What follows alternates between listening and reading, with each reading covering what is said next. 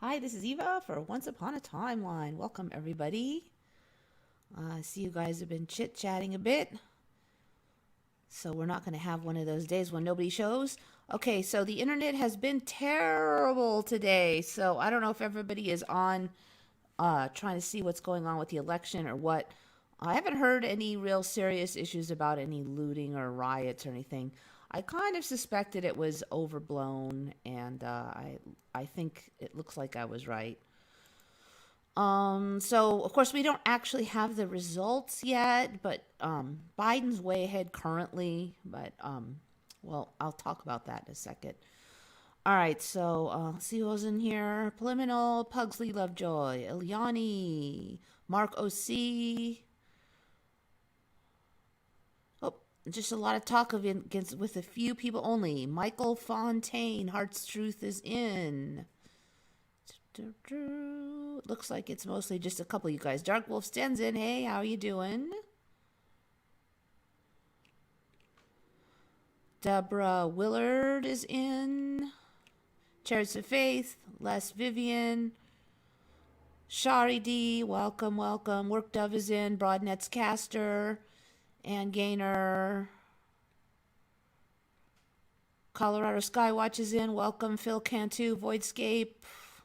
Thomas Conroy, Jack Frost. Okay, so just a little tiny bit of world news in case anybody's curious what's going on with the elections. So right now it's about 85%. I've been kind of watching the odds, like the betting odds, because it's kind of hard to figure out what the chances would be. And I figure the people who bet on this stuff have the best guess. I mean, who knows how good that actually is, but so right now, they're giving Trump odds at about 85% chance of losing and Biden winning 85% chance. So where we are right now is that in order for winning, Trump needs Pennsylvania and either Arizona or Georgia. And they were saying he only has about 18 something chance on Pennsylvania and 25 something and 33 something chance for one of the other two. So, I mean, it's not over until it's over, and I would not be at all surprised if some crazy whackdoodle thing happens at this election because this timeline loves that kind of stuff. And you can see it's been kind of a ride because Biden was heavily favored and he had 66% odds. But then Trump was way ahead for a while, and he got all the way up till about 70% odds at 4:30 in the morning, and then he was all the way back down to 10% odds at 11:30 tonight, and now he's at 12.8% odds, so it's still not that great, but who knows what's going to happen. I still, it doesn't look very good for Trump. We'll see what happens, though. If Biden wins, I can only hope that it will be good in that, first of all, if Trump has no control over the governors, according to him, then Biden shouldn't have any control over the governors either. So it really shouldn't matter that much about the control virus, unless there is some things that Biden can do that Trump just elected not to do. But technically, it really shouldn't matter either way if Trump's claims are true that he doesn't have any control over those things. Trump was already pushing the vaccine, and so that really probably won't change at all, anyways. So it may not matter that much. I'm still waiting to see if we'll have some more crazy stuff for this election, though, because it could happen. I really still, even no matter who wins, I really don't hear about anybody or locally talking about riots or anything. I really just don't think it's going to be that big a deal. There might be a few isolated cases of it, but I think it was overblown. So yeah, it's been pretty quiet. People are just kind of waiting, but I mean, it really does look like Biden will win. Well, if Biden wins, I don't think there's going to be any major issues. There could be more issues if it becomes like some kind of weird court case thing or something, but I still don't think it'd be any worse than, like, say, the BLM protests. So I'm not really super worried personally. It seems like whenever we get really worried that something really bad's going to happen, that's when it doesn't happen. Okay, so anyways, that's up with the election. So waiting to see. Okay, this one was sent to from my friend, and I just thought it was really an interesting one. PJ sent me this. It's about the Moderna vaccine, which is one of multiple vaccines that they're going to try to get you to take. There's going to be apparently a bunch of vaccines, like maybe up to 8 or something, vaccines that they're going to push out all at once just because it's not complicated enough already. So this person is interviewing Bill Gates on it. Like, he's like a vaccine expert now, apparently, in the current reality, except for he's not. But just kind of an interesting one. I'm pretty sure I have this set, so you'll hear it. Let me know if you can't. It's just a short clip, like 30 seconds. And then we'll be on to Mandela stuff. The Moderna vaccine sound concerning. We looked. After the second dose, at least 80% of participants experienced a systemic side effect, ranging from severe chills to fevers. So, are these vaccines safe? Well, the FDA, not being pressured, will look hard at that. The FDA is the gold standard of regulators, and their current guidance on this, if they stick with that, is very, very appropriate. So hopefully you heard all that, but basically, if you believe all that, I got a bridge to sell you. 80% side effects. They're also talking about giving additional boosters to older folks. Ironically, it seems like the actual control virus itself has fewer side effects on the average person than this vaccine does, because it seems like there's more than 20% that are asymptomatic. Interesting. Hopefully you heard all that. 85 people died in South Korea after they took the vaccine. See, there's a whole bunch of vaccines, though. See, so it's yeah. Have you ever heard such a bunch of I'd like to see Trump make fun of that boy trying to answer that question, because I'm sure he could do a very good impression of that one. Yeah, you trust the government to make sure that you're safe, right? Yeah, definitely always trust the government. Hear that, fact checkers? I'm telling everyone to trust the government. That's right. Okay, so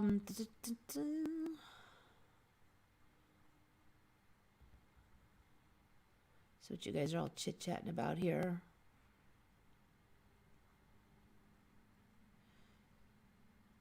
I think every election's a rigged election. Whoever's meant to win's going to win. Because I believe that their deep state goes more than just the Dems. They're just one wing of that story. So whoever's supposed to win's going to win. And it's not the ones that you all voted for. It's going to be whoever's supposed to win. And that's my opinion. So that's why I don't even worry about it anymore. This whole rigged election thing, that's just another way to argue. To get us to fight. And that's why I'm like, whatever. Whoever wins is going to say it was a fair election, and whoever loses is going to say it was rigged. But I still keep waiting for the other shoe to drop, because after Trump declared victory last night and then tried to stop the voting at only 80% full of 80% of the ballots yesterday, if he gets in now after some weird thing, that is like will be the most incredibly infuriating thing to the Democrats you could possibly imagine. And that's just the kind of thing this timeline loves. So I'm still waiting to see if there'll be some kind of wacky thing like that. Biden just sliding in there without a bunch of controversy would actually surprise me at this point. I mean, hey, I could be wrong. Certainly I could be wrong, but I just feel like everything has to be maximum excitement anymore. Anyway, so There. Okay. So that's pretty much it for world news. Not too much going on. I think most people are just worried about the election. So, I wanted to cover a couple things. Let's see, I think this one is all me. I don't think anybody else brought this one up. Yeah, I don't have a million of them, but I have a couple of interesting ideas. Okay. Lately, I have been hearing a lot about this millennial rule of Christ.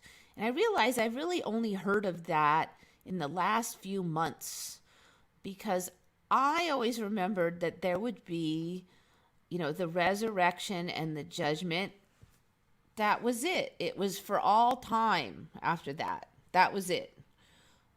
There was no time limit. It was forever.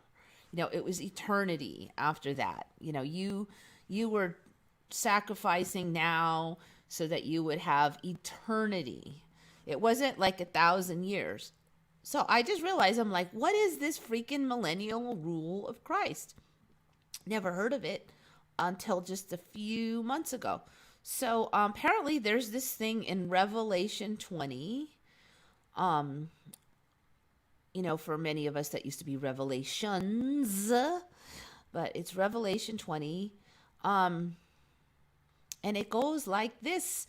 There's indications of two resurrections now, two different ones.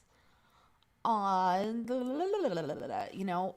now there's the first resurrection, and which kind of indicates there'll be this other one. So this is how it goes. And I saw an angel come down from heaven, having the key of the bottomless pit and a great chain in his hand. And he laid hold on the dragon, that old serpent, which is the devil and Satan, and bound him 1,000 years. So I guess this is the millennial reign here. For 1,000 years, the devil will be bound. Okay. And cast him into the bottomless pit and shut him up and set a seal upon him. Never heard of this. And shut him up and set a seal upon him, that he should deceive the nations no more till the 1,000 years should be fulfilled. And after that, he must be loosed a little season. So he's shut up for 1,000 years. Then he's let out a little bit. And I saw thrones, and they sat upon them. And then here's the judgment. And judgment was given unto them, and I saw the souls of them that were beheaded for the witness of Jesus and for the word of God, and which had not worshipped the beast, neither his image, neither had received his mark upon their foreheads. So you have these are for the people who that were beheaded for the witness of Jesus and for the word of God. Okay, so I do not believe that I was beheaded for the witness of Jesus or word of God. So that would be a small bunch of people, right? How many people were actually killed because of their Christianity? And which had not worshipped the beast, neither his image, nor had received his mark upon their foreheads or in their hands. So you had to apparently have been beheaded for the witness of Jesus, not worship the beast, and not received his mark upon foreheads or in their hands. And if that was the case, then they lived and reigned with Christ 1,000 years. Okay, so that, I guess, is the millennial reign of Christ. These people, which doesn't sound like a lot compared to the overall population, that fit those requirements, then they got to reign with Christ for 1,000 years. But the rest of the dead lived not again until the 1,000 years were finished. This is the first resurrection. So apparently the first resurrection was this one here. The judgment was here, and then there was the 1,000 years, and then this resurrection, the first resurrection. Blessed and holy is he that hath part in the first resurrection. On such the second death hath no power. So there's this first resurrection, and then there's a second death.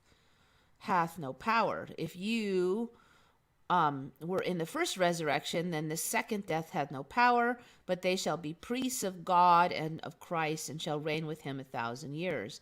And when the 1,000 years are expired, Satan shall be loosed out of his prison. So you get this 1,000 years of like millennial reign of Christ, and then Satan gets out again. So some people are saying now, and this fits all in with the Tartaria myth, and I'll kind of explain it. The Tartaria conspiracy theory. I don't know what you want to call that. I'll explain it in a sec. But basically, some Tartaria followers, watchers, are thinking they're using this storyline here to explain that what they're seeing with the Tartaria stuff. So they're saying basically that this 1,000 years has already happened, and we're now on after the 1,000 years of the millennial reign of Christ, where Satan gets out of his little pit again for what was it? For must be loosed a little season. So for a little season, Satan is out again. That's what they're saying we might be at right now. Okay, Satan shall be loosed out of his prison and shall go out to deceive the nations which are in the four quarters of the earth, Gog and Magog, to gather them together to battle, the number of whom is as the sand of the sea. Well, that kind of pretty much describes human race right now. There's a ton of us. And they went up on the breadth of the earth and compassed the camp of the saints about. I don't know what the heck that would mean. Compassed the camp of the saints about, and the beloved city, and fire came down from God out of heaven and devoured them. And the devil had deceived them with cast into the lake of fire and brimstone, where the beast and the false prophet are, and shall be tormented day and night forever and ever. Okay, so then the devil's out for a bit, and then he gets cast into the lake of fire. And I saw a great white throne, and him that sat on it, from whose face the earth and the heaven fled away, and there was found no place for them. And I saw the dead, small and great, stand before God, and the books were opened, and another book was opened. The books were opened, and another book was opened, which is the book of life. And the dead were judged out of those things which were written in the books according to their works. So this is like another judgment here, after the first judgment, apparently. And the sea gave up the dead were in it, and death and hell delivered up the dead which were in them, and they were judged every man according to their works. And then death and hell were cast into the lake of fire. This is the second death. And whoever was not found written in the book of life was cast into the lake of fire.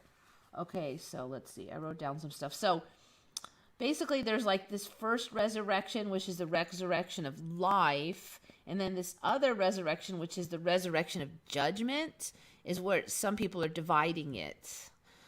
So how does this fit all in with the Tartaria stuff? Okay, so what the Tartaria stuff saying is basically that it appears that perhaps a bunch of history has been like just erased, like there was, and they're saying maybe it's the millennial reign of Christ, like 1,000 years was just like erased, like it happened, but they just kind of scraped it out of the history books and rewrote so that like it was hidden. So they're saying that maybe the millennial reign of Christ has already happened.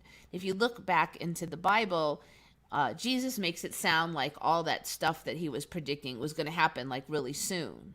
Okay, so what they're saying is, well, maybe it did happen really soon, and there was a judgment that happened, and for 1,000 years, there was a millennial reign of Christ where it was all really good, and then the devil was released again after the 1,000 years, and the devil didn't want you to know about that 1,000 years of good because, you know, he's the devil. So he had that history kind of, you know, eliminated, you know, book burning time. So that's the whole concept of the Tartaria thing. And, you know, I know it sounds pretty crazy, but it's not any crazier than the Mandela effect. And I'm definitely seeing history changing to kind of fit up with the story. And I don't remember this story in the Bible with the millennial reign of Christ and the two judgments and stuff. I don't remember that. I actually don't remember this Gog and Magog stuff either. I remember it being Revelations with an S on it. And it's all crazy. And I don't know what this all means. I really don't. But there you go. So, this is one of the reasons why I'm interested in Tartaria now, because even though it sounds so crazy, I mean, it's not any weirder than what's been going on anyways. The biblical interpretation of the biblical interpretation of 1,000 years after the second coming, the saved are in heaven with the books are open. Then you get Revelation 8:19 when everyone comes back and the damned are resurrected. Then I just don't remember it being like that, though. I don't remember this 1,000-year thing at all. I've never even heard of it until the last few months. So no, Satan doesn't rule for 1,000 years. It just says for a little season. So I don't know, what is that, a couple hundred years? I have no idea. Satan gets out a short while, nearly instantly defeated in the final war. Yeah, but see, I just remember there being one resurrection and that's it. I don't remember this millennial thing until the last few months.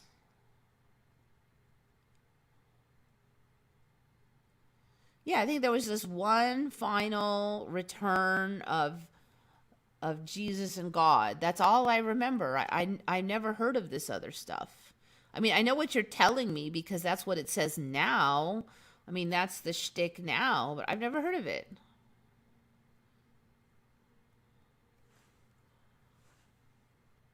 So Jack Foss, remember. But see, Revelations had an S for me, and I think it was just a different story.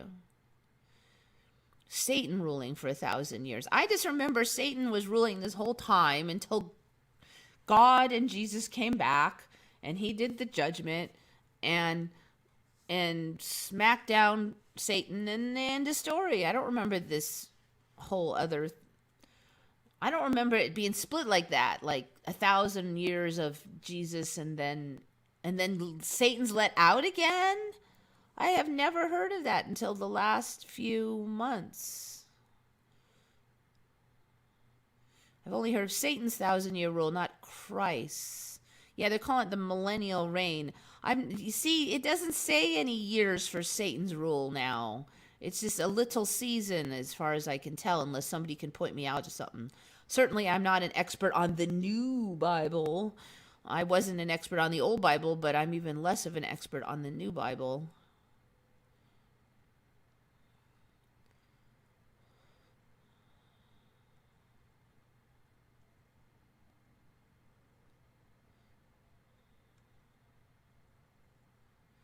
I've literally only heard of the millennial reign like the last few months.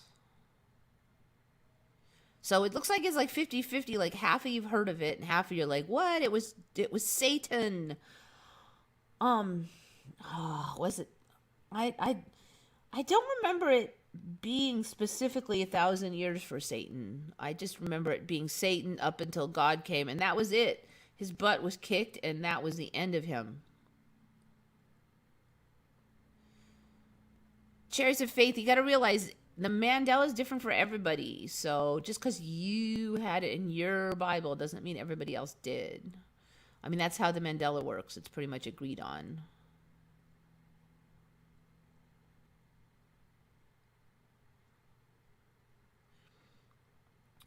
So basically, that's the Tartaria thing, is that the millennial reign has already happened and was hidden by the devil, who was then let out at the end of it. And so we're now at the, all that stuff in the Bible then would have already pretty much happened except for the last little bit after the devil is let back out after the millennial reign of Christ. So we're like at the way end. But all that middle part wasn't there for me. So like, I don't know, where are we now? Because if you're saying that the second coming are in heaven, then how can the devil be let out to reign for a small season? I mean, if you're in heaven, then the devil can't be here.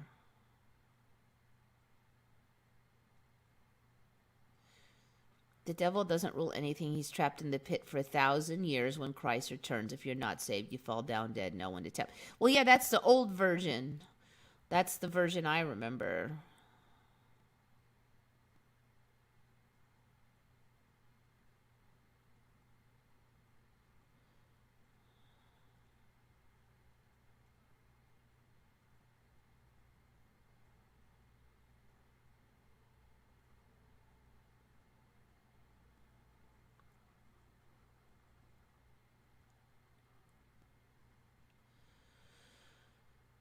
Revelations changed quite a bit, according to Bit of Venom. Yes, I think so. It lost its S and it gained a bunch of story.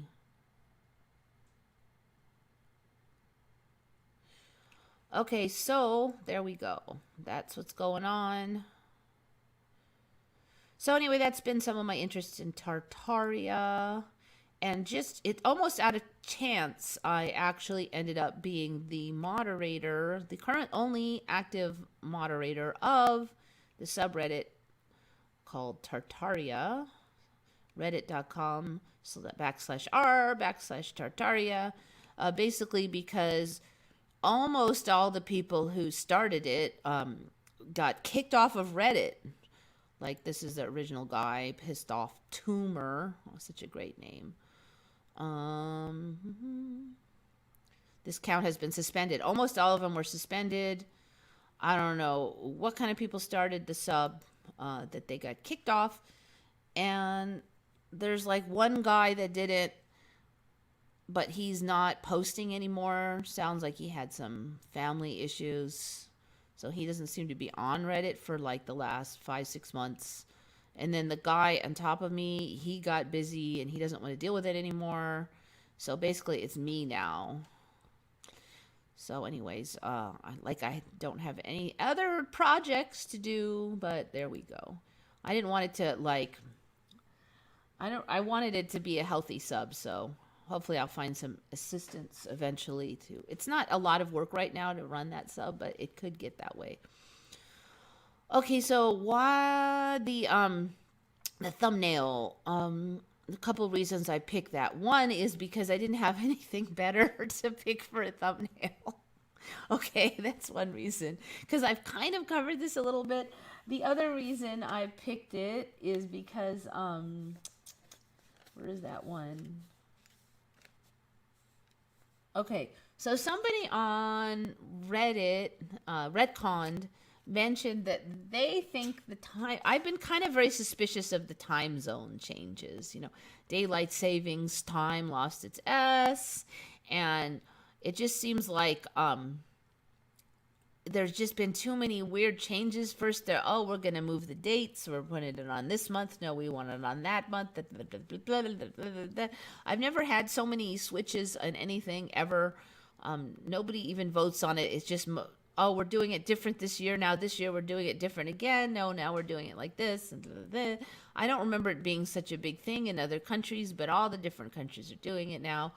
And so this guy on Reddit, on Retcon's username, thegame81677, said that this person thinks that they did a time zone change last month and then another one this month. Like there's been two fallbacks, you know, spring forward fallback is how it works in my neck of the woods. And they're like, well, we just did a fallback last month and now we did it again over the weekend, and if I'm 1 hour off, that would be why, because we did the fallback change this weekend.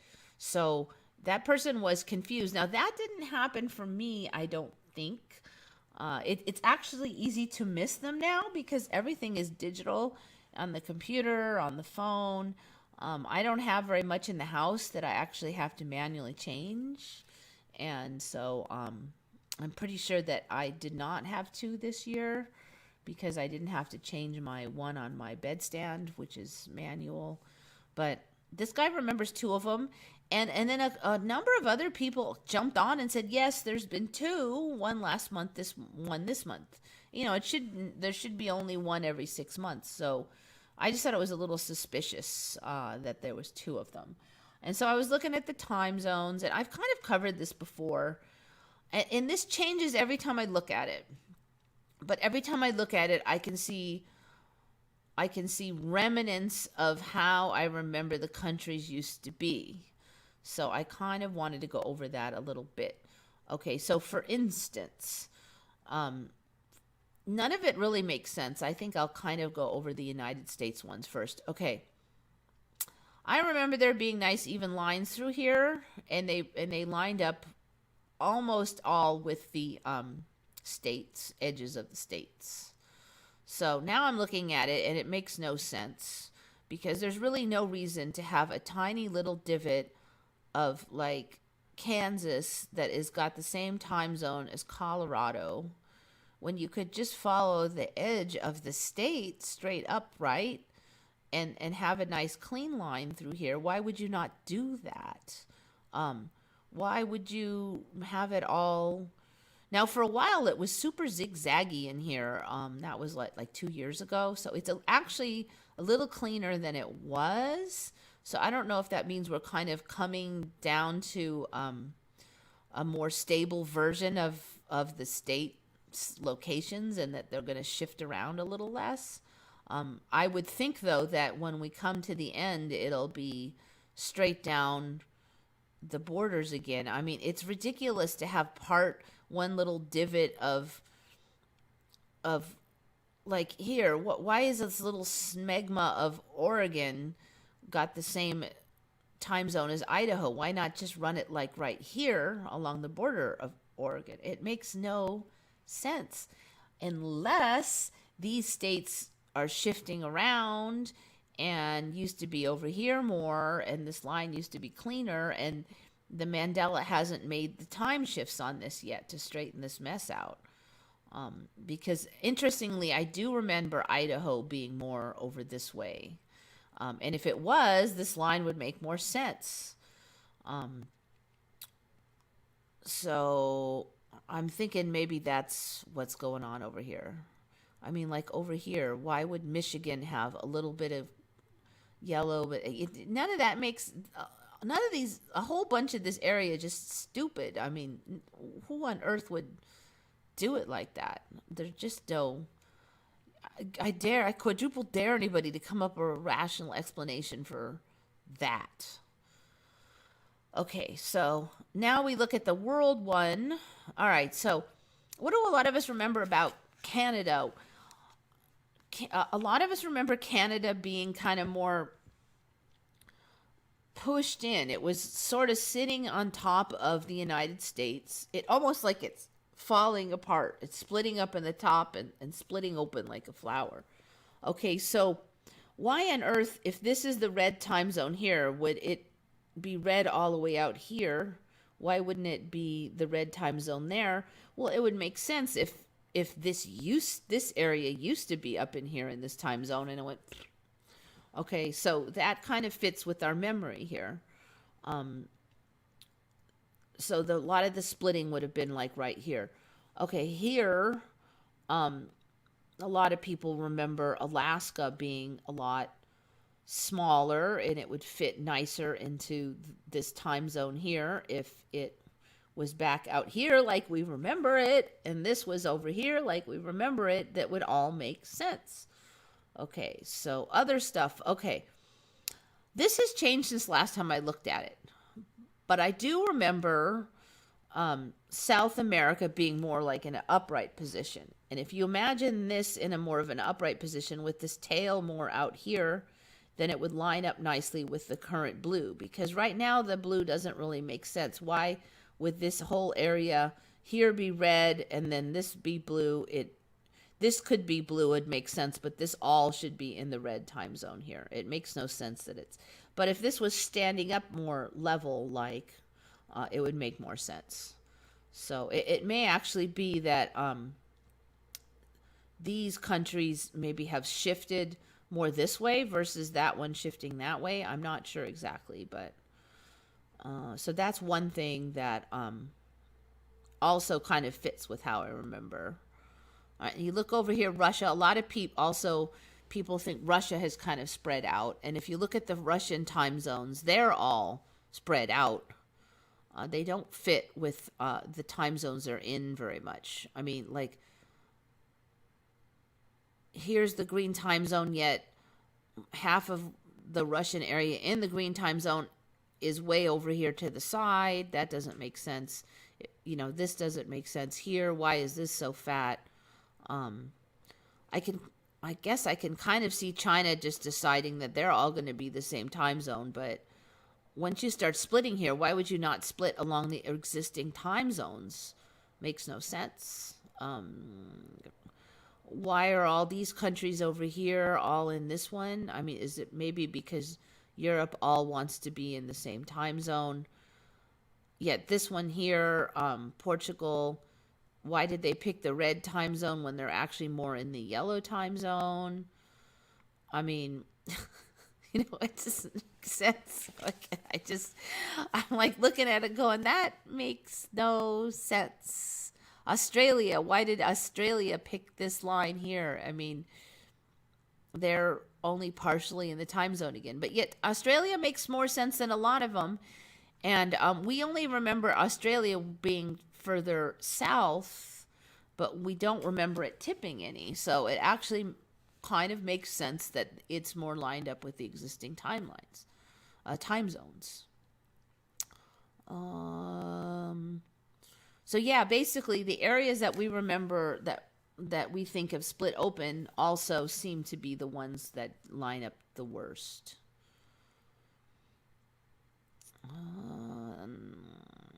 Let's see, I think that's it. Also, this is Iceland here. I do remember Iceland being way more down here. And it would make sense that Iceland would be in the red if it was further down here. Also, why is this little tiny smegma of Greenland in the red time zone when the red time zone's way over there? And then I mentioned before that I don't remember there being a quarter hour and 15-minute and 3/4 hour time zones. There never was for me before, but there is now quite a few of them as well. They're little tiny places like in North Korea and stuff, but I just don't remember those existing at all. Okay, so there's my diatribe on the time zones.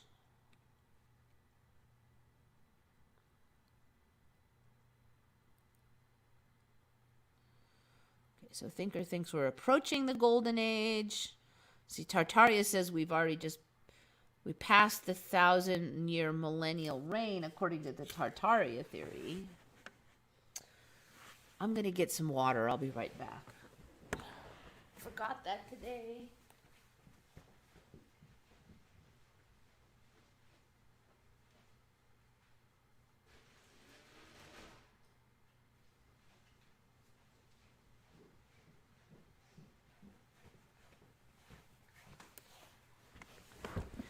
Yeah, personally, I really don't know on that millennial reign thing. I'm just going to sit back and see what happens. Because even if there's evidence for one now, in 6 months, it might change. So I'm just going to have to sit here and see what happens, I think.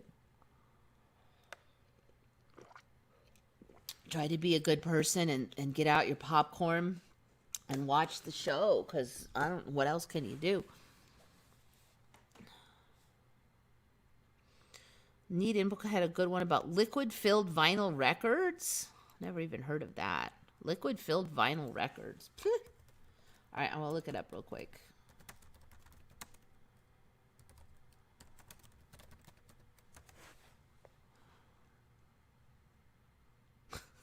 I've certainly never heard of that. That sounds crazy.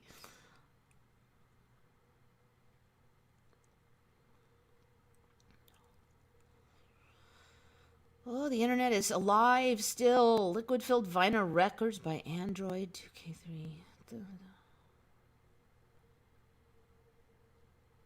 Exist, and some of them are...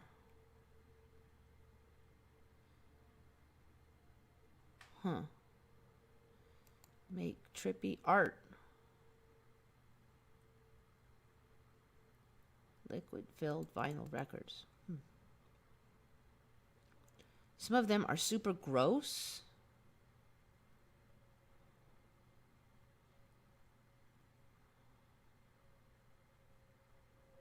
Ew.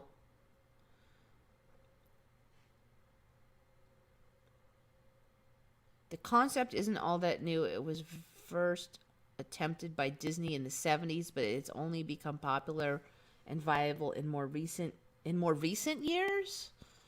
Who even makes vinyl records anymore? Some of the highlights include a Rush 2012 reissue that creates a hologram while it's played, and a deeply puerile 7-inch from punk band Drunk and such, which includes a Scratch and Sniffs. Okay. Blood vinyl, which was limited to 10 copies, which originally sold for $2,500 each. The interior of each record contains actual blood from the artist who worked on it. That's gross, yes. But also really cool, literally. No, not really. Because you have to keep it refrigerated because of the blood. Let's just do... okay. Okay, well, I don't know. Maybe if there was only 30 of them, I wouldn't know about it. But still, it's a little sus. A little suspicious. Okay. First time I heard of the millennial reign might be linked with the millennial signifying when the millennial rule started. I couldn't help but notice this whole millennials thing, you know, for the kids being called millennials, and now we've got this millennial reign thing. Kali Yuga has a referring to fix X renewal. See, Kali Yuga, I've had that on. That's new for me too, the Kali Yuga, so... Ever heard of vinyl records that played video? Nope. Liquid vinyl used to be collect rare vinyl. I've never heard of that. Text new. I'd like to see that. Well, I mean, it is just blood. You know, you have it in your arm and stuff. But just think of it that way as a natural thing. But I mean, what would be the point? I guess if it's some kind of punk band, they're just trying to be disgusting.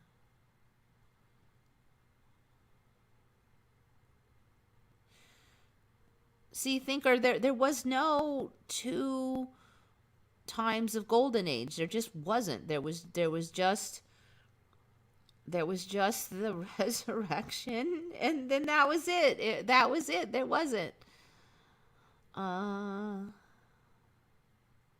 I clearly remember the USA time zones being more ziggy-zaggy 2 years ago. Yeah, they've gotten better. And I'm like, I'm thinking that these whole time zone shifties is part of what's hiding it. I'm not exactly sure how, but see, originally I remember like my state doing it, but the other states not. So, like Arizona didn't do it all the time, and then they did it at a different time, and then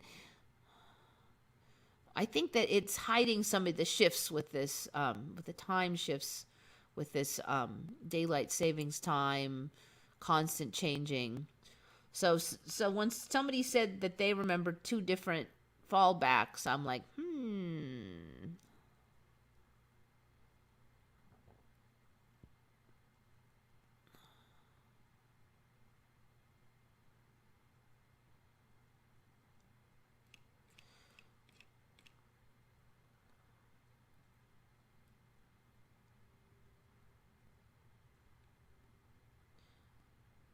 See, there was the flood. I do remember that.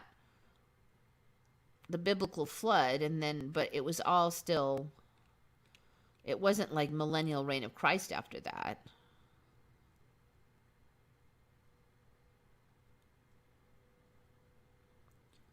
You're right. Some states, I believe Arizona and New Mexico, don't recognize. Let me see if they do now. Does Arizona do daylight saving in this timeline? Daylight saving time. It's actually hard for me to leave the S off. Marks the daylight savings time for most of the United States, but unlike almost everywhere else, Arizona doesn't observe daylight savings time and hasn't done so for about 40 years. Okay. So, what I remember is that, okay, I might be a little bit closing in on it. What I remember is being in the same time zone as Arizona half the year.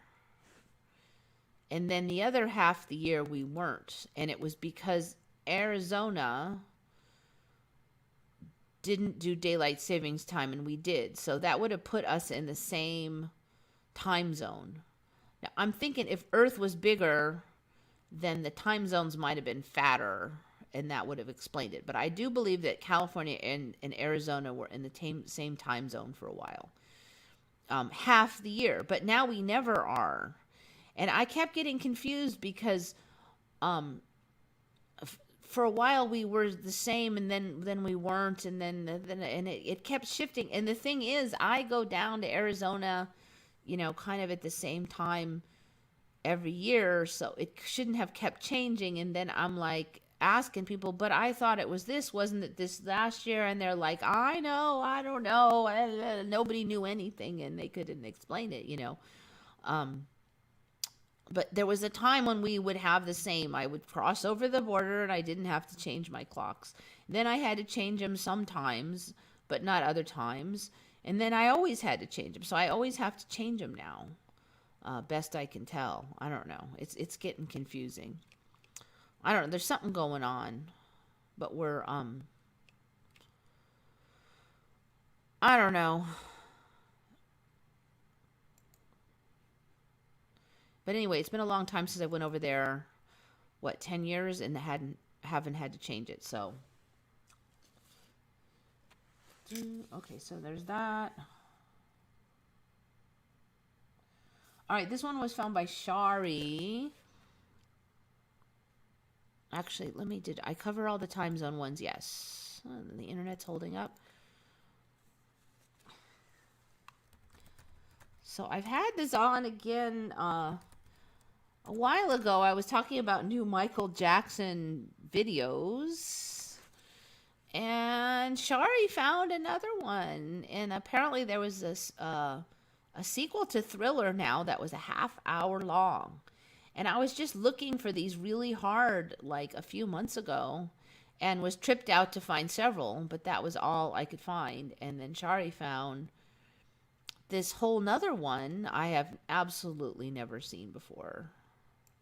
So we were both tripping out because I was just looking for these. And, it's got like Mandela written all over it. The forgotten, terrifying movie follow-up to Thriller. No, there was no forgotten, terrifying movie Thriller at all. So whenever the titles it's forgotten, I immediately just go, So yeah, it wasn't bad. It's, a little corny like stuff from that era. I watched it. I'll jump through it because I don't want to get a big old copyright. Am I on speed dial here? Okay. Okay, so I kind of felt like it had like sort of something to say about now, like the era now. It was kind of interesting to watch for that reason, even though it was a little corny. So these villagers come and they Michael Jackson is living in this creepy old house, and they tell him that he's weird and he has to leave. And this guy is the leader of the mean old villagers. And we find out at the end that this is actually Michael Jackson in disguise, and it's a very good disguise. So you wouldn't really guess it until later. This is like a half hour long thing if you count the commercials. Later I kind of guessed this might be him just because he danced really good, and I'm like, dang, that guy's a good dancer. So anyways, but before that, I had no idea that was Michael Jackson. Okay, this is the making of. Let me find the actual video. Here it is. Yeah, because I remember it being like a half hour long. Nope, that's not it. Shortened version. I certainly don't want to play any songs and get copyrighted over it. All right, so there's a bunch of dancing and stuff, and of course, and Michael Jackson like spooks everybody, and then there's a whole big joke that like the whole point of this is to get scared and have a good time. That whole concept of like it's just fun to be scared, and did you have a good time? It's sort of a weird. It's possibly a weird take on like Earth, is why I was kind of thinking of that. But I have never seen this ridiculous baloney. That this shows up. I'm sorry. I know Shari was all like, I can't believe it. Yeah. Anyways, there you go. Its title is Ghosts. It's a half hour long. This is the super short version, but you find the long version. It's a half hour long. It's not bad. It's not quite as good as Thriller. But it's not bad. This song should have gotten as much hype as Thriller did. These are all these comments from 1 month ago. This is an ancient video from the 90s, supposedly. And look, everybody's commenting on this now in the last 1 month, 2 months. Highly unlikely. Basically, it just showed up out of nowhere. I was looking for I even went to Wiki, and I looked at every video he ever did and every song video he ever did, and I clicked on all of them, and this was not in there. And I don't think the Wiki is going to skip this one.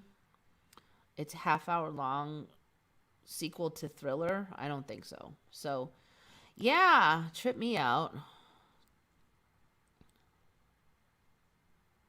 Need input. Hello, my comments under that ghost video, LOL.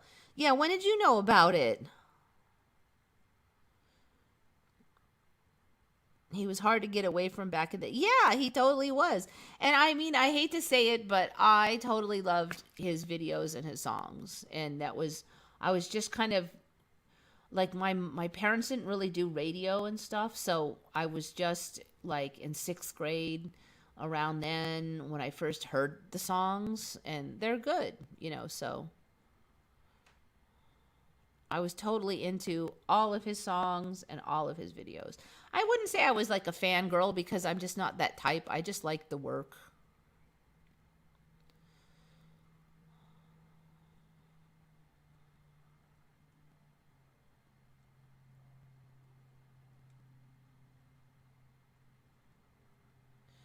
Gog and Magog feature prominently in London. I believe they believe that they are their ancestors of the crown. I don't know, the Gog and Magog references are really quite vague every time I see them. They are new for me. Suddenly they're everywhere and they're vague. So I think the timeline, there might be a lot of different ways that those play out. I don't think it's clear how or what that's going to be yet. The central time zone is larger, wider than I remember. I wonder if we'll just get 3 time zones eventually, actually.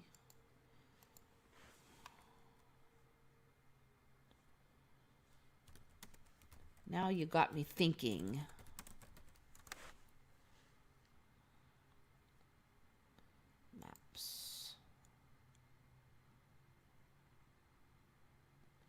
Nope, that was a mistake. You gotta use the word map, but not click on map.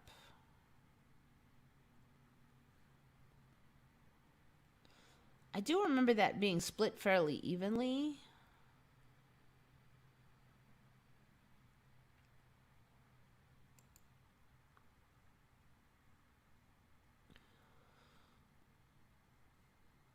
I'm thinking there's been a lot of shrinkage on this end of the country. So when I think about that, that might be explaining, like, this is kind of squished in a lot and this is pushed out a lot. But I do remember it being even, not this area. Central wasn't so freaking fat. It was very evenly spaced before. Like, if you look at this, how come Alabama is not in the yellow time zone? Or then Indiana should be all in the orange then, one or the other. So yeah. Will Pacific... Well, it's going to be very hard to get rid of one of these without people noticing. Anyway, something to keep an eye on. It almost looks like one of these is getting squeezed out, and I would have to say it's probably Pacific. But if suddenly the word Pacific wasn't on there anymore, I mean, I don't know. I don't know. Maybe they'll come and go, well, actually, Pacific time is like mountain at this other time or something. If they started making that kind of storyline, I guess they could squeeze it out. Like they could say Pacific timeline under daylight saving time is the same as mountain when it's not. So really they're a hybrid or something like that. They'd have to do something like that, I think. Statues of Gog and Magog feature prominently in London, I believe. They believe they are their ancestors. Ancestors, Gog and Magog. Gog and Magog statue. What does it even look like? Statue. Names from the Bible, specifically interpreted as a king and his kingdom, respectively. Okay. Interesting. Okay, so here they're saying it's a king and his kingdom.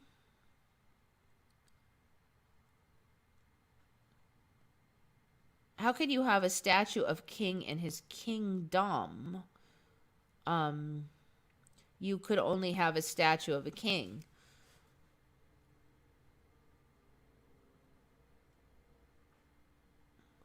Gog Magog was a legendary giant in Welsh and later English mythology, according to Joffrey. All right, so Gog Magog was one person in Welsh and later English mythology. He was a giant inhabitant of Albion, thrown off a cliff during a wrestling match with Corineus, a companion of Brutus of Troy. I have not heard of any of these people. Gog Magog was the last of the giants found by Brutus and his men inhabiting the land of Albion. The effigies of Gog Magog and Corineus used in English pageantry and later instituted as guardian statues in Guildhall in London eventually earned the name Gog and Magog. See, it's all over the map. So I've definitely heard a lot of people say it's Gog and Magog as two different people who fought, like two peoples who fought, like groups of people. And then one place is calling it a person and his people, but then there's a statue of two different people. This one is saying it was one guy named Gog Magog.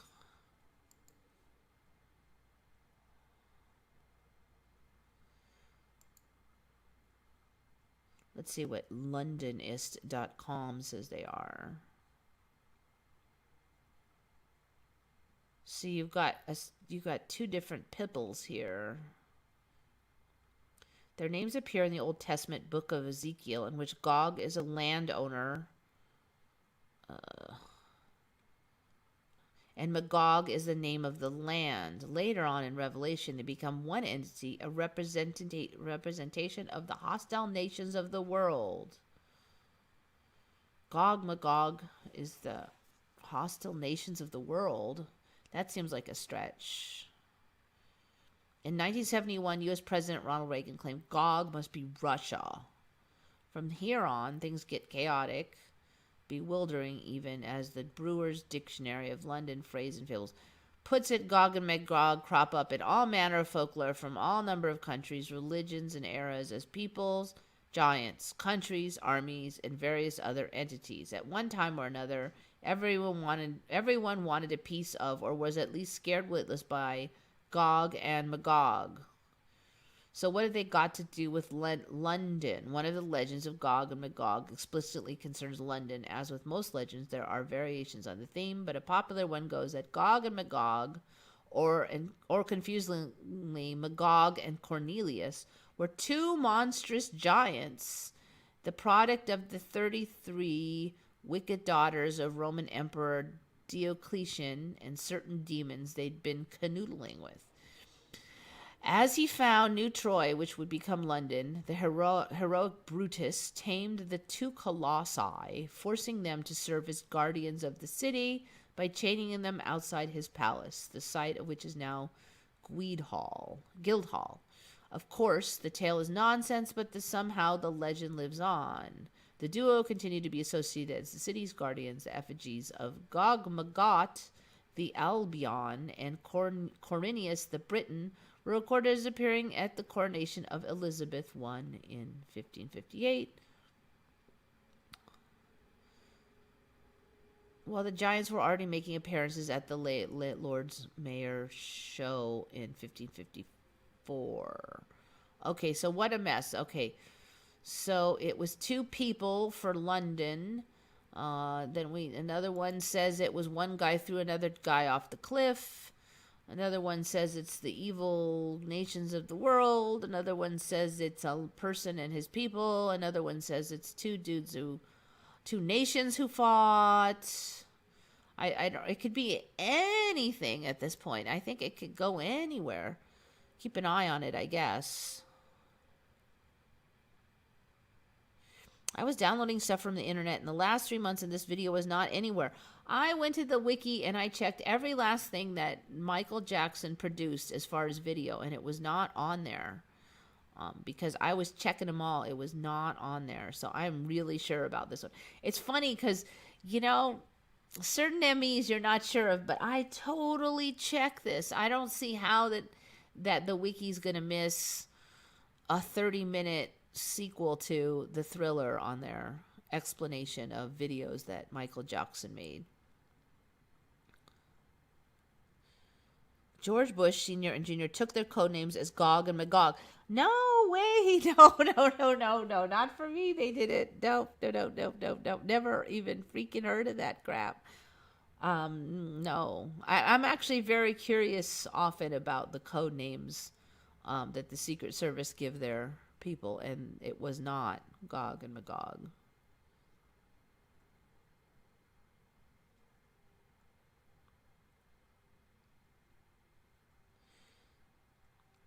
It's referring to Russia the bear and me to Persia come against Israel, Gog and Magog. I think it could be anything at this point. It's brand new for me, so I'm just going to wait until it shakes out. But there's apparently like every possible interpretation of it out there right now. There's definitely a lot of references to them to being a giant, like a giant person, though, which is interesting. Gog, Magog equals the bloodlines of the gods of old, or descendants of the fallen angels of Genesis 6 mixing with the daughters of man. Could be, I don't know. It all sounds possible, but how are you going to know? That's why I'm like, how do you know? It could be.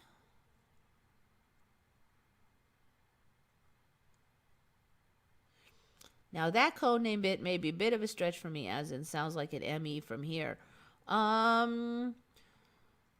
Bush. Codename Gog Magog.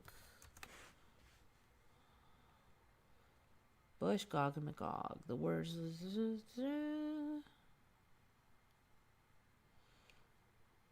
Let's try President Bush, shall we?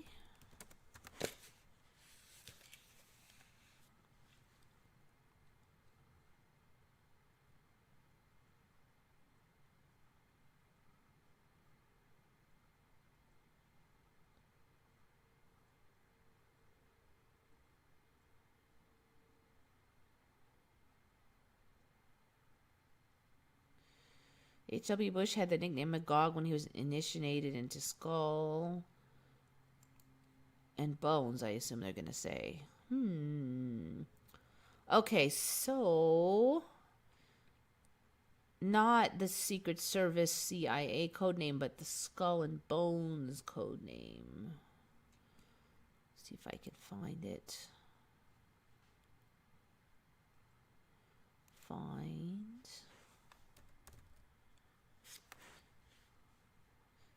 Did biblical prophecy inspire the invasion of Iraq?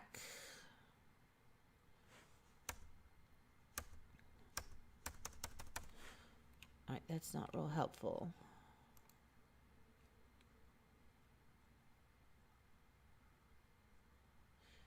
Bush told Chirac Gog and Magog are at work in the Middle East.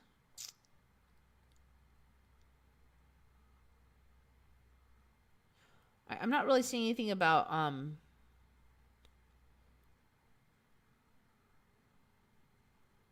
Bush Sr.'s nickname. All right, there's a mention here of the nickname as Magog. I don't know. That might be a little bit of a question mark about whether that really happened.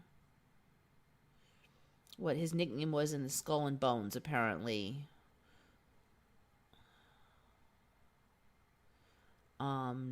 But would we really even know that for sure? I don't know. Question mark.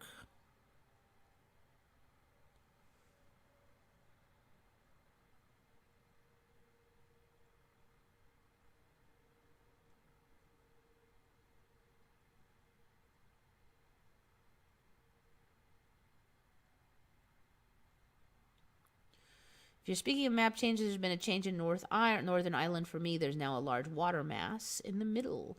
Ooh, well, I wouldn't be surprised because big fat water masses are showing up everywhere. Ireland map.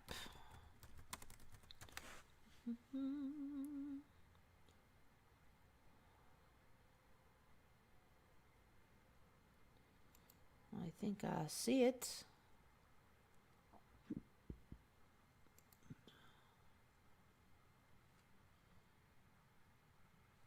That's not the one I clicked on. I thought I clicked on this one. Yeah, I'm assuming it's this puppy here. That is a big blob, isn't it? I don't know. They're showing up everywhere. They start out as little ones, so it probably was there. They're just growing and growing. The Mediterranean.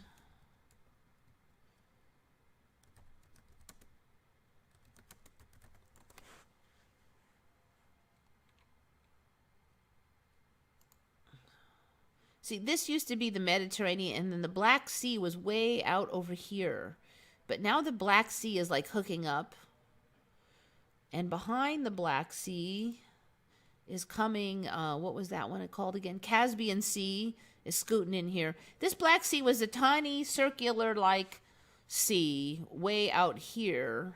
And it's just like a big floaty balloon. It's just coming west, you know? And hooking up with the rest of the Mediterranean now. And I predicted this in the past that it was coming, and it has. It's about hooked up now. You can see there's a little divot of water, and it's made connection. I suspect any of the salty seas are actually going to hook up with the ocean, any of the brackish. Do you think about it? Why are some seas brackish and then other seas are fresh water? Well, maybe the brackish ones were always destined to hook up with the ocean, so that nobody will flip out by them changing their freshness because they were always salty, so no one would be shocked. So I think the Caspian, let me see if that one's brackish. Caspian Sea brackish or fresh? I bet you if it's brackish, it's going to hook up too. Varying levels of salinity. Overall, it's about 1/3 as salty as the ocean. The water is saltiest in the south and freshest in the north. Okay, so it's somewhat salty, like a third. So I'm betting you it will hook up. It's considered brackish. So I think this is going to come in here somewhere. The Caspian's gotten huge too. It too used to be kind of more like a circular blob lake. And now I think it'll come in somehow. It'll squeeze in here somehow, and maybe there'll be like a funky river that'll connect them. Like, see how this little river has kind of fingered in here? Let's see. No, I don't want political maps.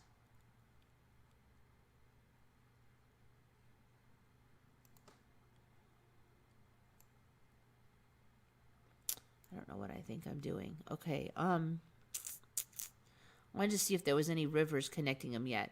Keep an eye on that, though, because I've been right on the Black Sea. That one did come in. So, you know, people kind of just remember a bunch of lakes and stuff around here. So when this hooks up, they'll just remember it as part of the Mediterranean. They're really not going to think much of it.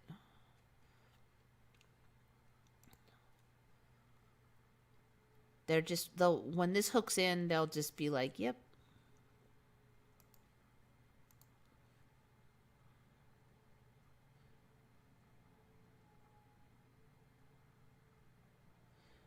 I mean, for me, the whole map is an endless Mandela. There really isn't hardly anything that's the same. From my perspective, that sea has been moving away from the Mediterranean. Predicted it would eventually be closed off and isolated, but it remains connected. Huh, well, we may be, you know, moving opposite timelines, you know? For me, it's going in.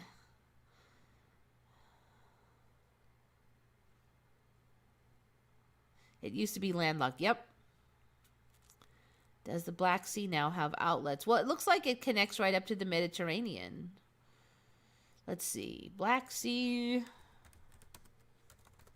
connection to Mediterranean.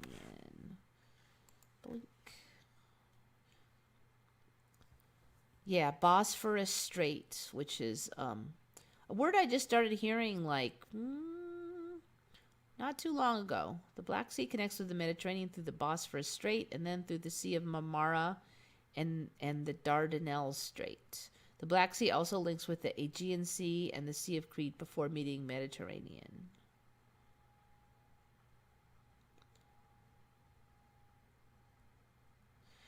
The Black Sea ultimately drains into the Mediterranean Sea via the Turkish Straits and the Aegean Sea.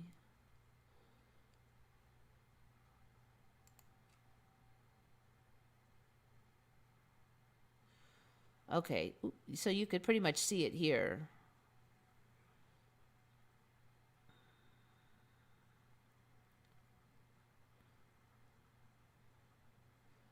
Waiting to see what's going to happen in this Caspian.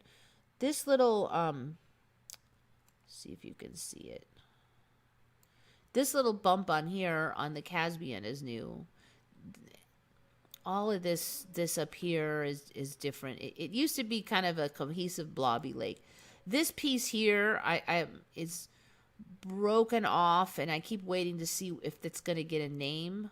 This chunk here of the Caspian, the Black, because that really should have its own name now, but yet it doesn't. Because look, that looks like a whole separate deal now. It only connects right there and through this really Byzantine route here. So how come it doesn't have its own name? It totally should. Okay, so Black Sea.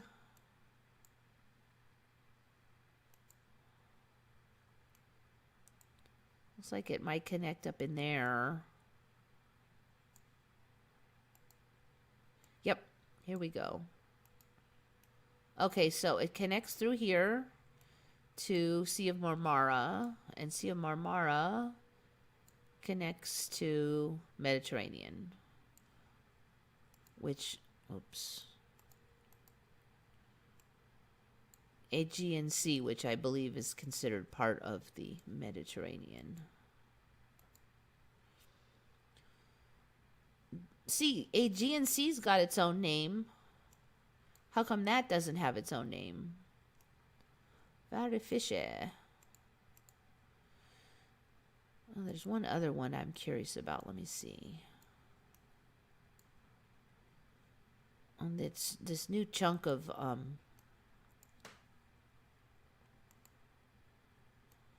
I'm waiting for this to get its own name. This is Lake Huron here. This chunk has been growing, and it's pretty much separate. I mean, it's almost its own lake now. How come this doesn't have its own name?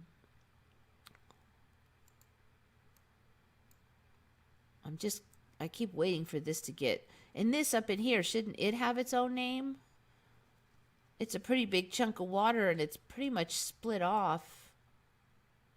But yet nothing. The Great Lakes are growing puppies. They're splitting off like bulbs on a plant or something. These little ones here have gotten a lot bigger too.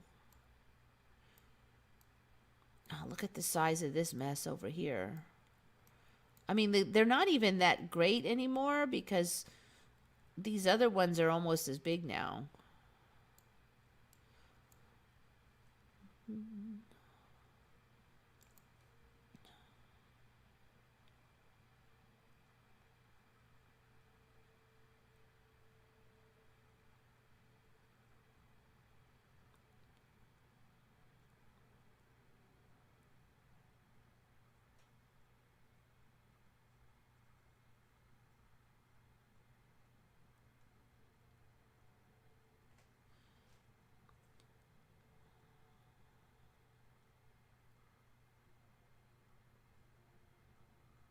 Hudson Gulf, yeah. Hudson Bay. This one is huge. Yeah, it is definitely. It's basically like caving a giant hole into Canada, and then this area here is just splitting off.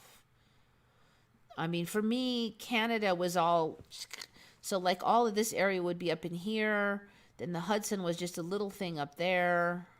Baffin Bay was a lot smaller, too. Iceland has gotten really big, too. Iceland is almost as big as the UK now. If you look on Google Earth, I was just checking it the other day. Interestingly, Iceland did not used to have any icy color on it, but it is now getting a little spot of white on it. For me, it was down here more, and it was tintsier, way tintsy. Whereas Greenland is starting to get green stuff on it. Look at all the green on Greenland. Look at that. This strip up here, this green strip, is very new for me. So I don't know if these waters are warming, and now the waters are creating these green strips. But, you know, Canada itself used to be almost all white for me. All of this up here was white. Greenland was down here and smaller. I mean, part of the reason Greenland's bigger is because it's further up the map, but it also is just bigger. Iceland was down there. It was tiny, like really tiny. I could go on and on. Alaska just keeps getting bigger and bigger. South America just keeps moving east. Florida gets shorter. This whatever you call this peninsula thing gets longer. Madagascar gets bigger and bigger. Oh, I keep forgetting Kazakhstan. Kazakhstan, if you look on Google Earth, it's even bigger than this. Kazakhstan is like the size of all of Europe now, which is insane. Europe just shrinks and shrinks. If you don't count Norway, Sweden, and Finland. Norway, Sweden, and Finland used to little bitty things. And then Europe was big. And Europe was like the size of Russia before. I mean, Russia was smaller. Europe was bigger. Africa was smaller compared to Europe. But maybe about this. Yeah, I think it was a little bigger compared to the whole blob. Saudi was way smaller. This whole thing in here, Iran, Saudi, Kazakhstan was smaller. China has lost some territory, definitely, compared to Russia. Papua New Guinea, Indonesia, and this whole mess up here keeps growing and growing. New Zealand is bigger. Tasmania not only gets farther, but bigger from Australia. There was no such thing as the Great Australian Bight, because Australia didn't have a big chew mark right there.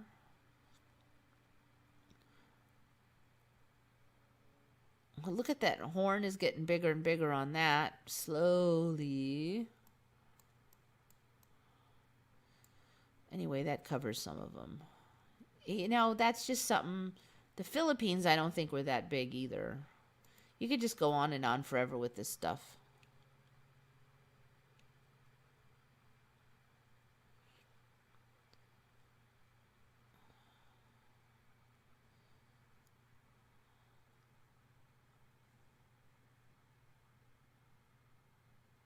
Maple leaf of Canada has changed. Let's see. Canada. Flag.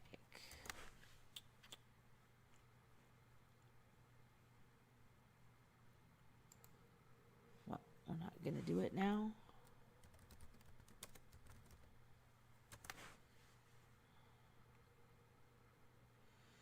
Now we're getting some internet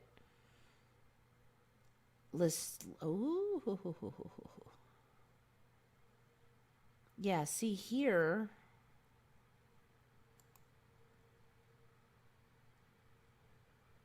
Yeah, I see what you're saying. This looks right. Quit that. That looks better. Actually, the whole leaf with these deep bite marks, I don't remember it even looking like that. Maple leaf.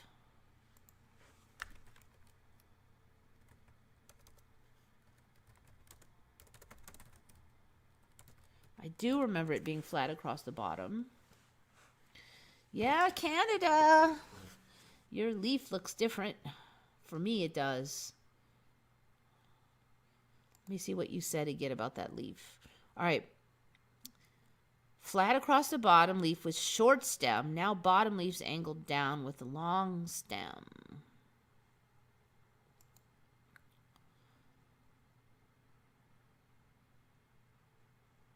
I think the leaves themselves have changed a little for me.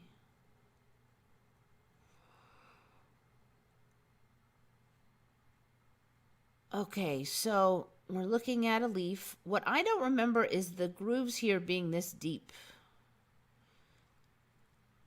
And then I don't remember so much, it's like little horns on there. They look a little different than I remember. Okay, and I do remember the 5 lobes though, and the Canadian leaf doesn't have the 5 lobes. All right, let's look over here at these different leaves. Which one looks better? None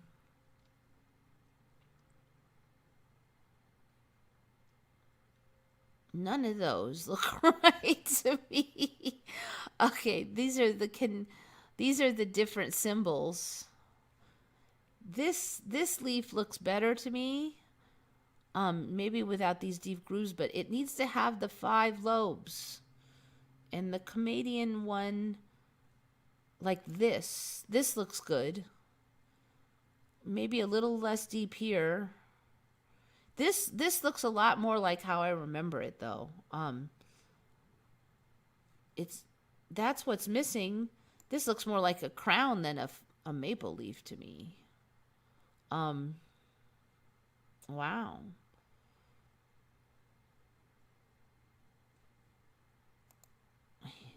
That's not too bad, but yeah, it should have the 5 lobes and it doesn't now. That's not really a maple leaf to me. And I agree the stem was a lot shorter. That looks a lot better. Look at that, look at that. I'm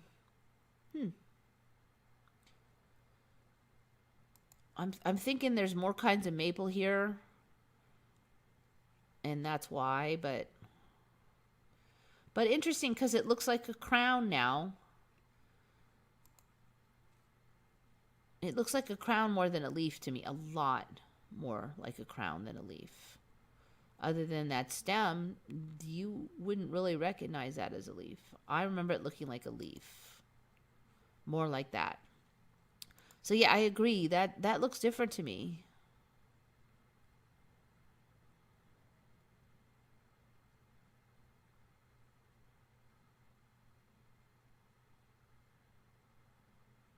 Tasmania was closer to Australia not too many months ago. Yep.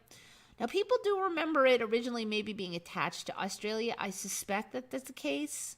But for sure, there was a point when it was way smaller and way closer.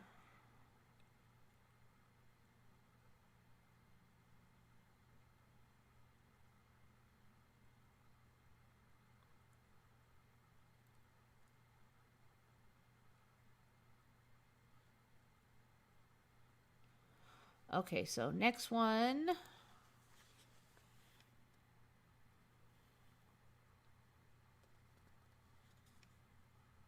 All right, this one was found by J. Emblin. Good find.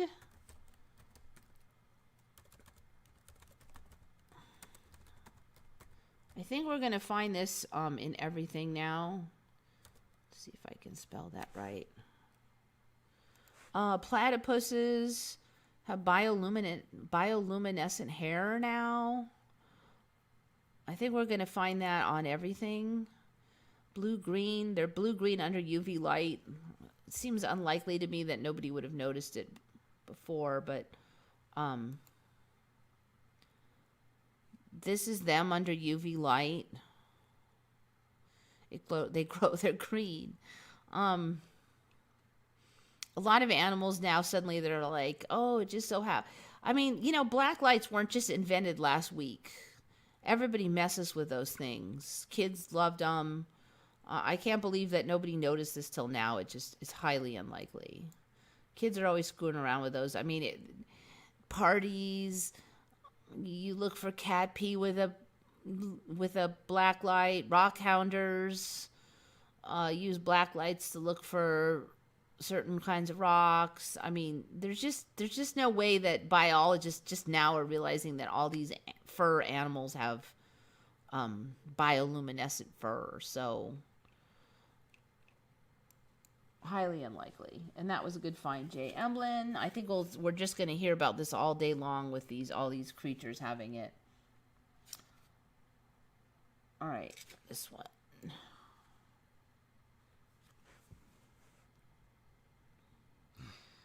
All right, this one is kind of gross. So, like, once I pulled this up, it's just blood and gore kind of gross. So, don't look at it if that stuff bothers you. So, this is an animal that would be dead in my old timeline. And this was found by Mark Tyus, who found a whole bunch of stuff this week. Where am I?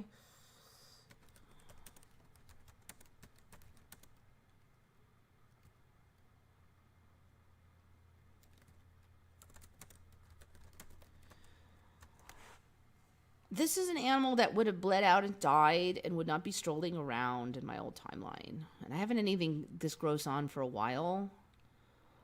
But I probably shouldn't play the whole video because I don't know if it's owned by anything. But basically, this deer, just like, he's missing like a big chunk of his back. You can see organs in there. You can see his shoulder blade. And he just strolls by. Get out of here. Reason Corps security.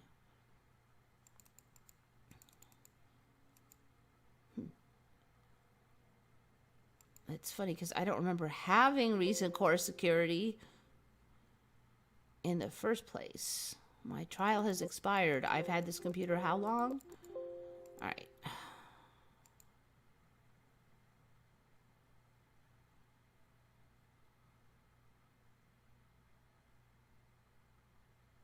Close.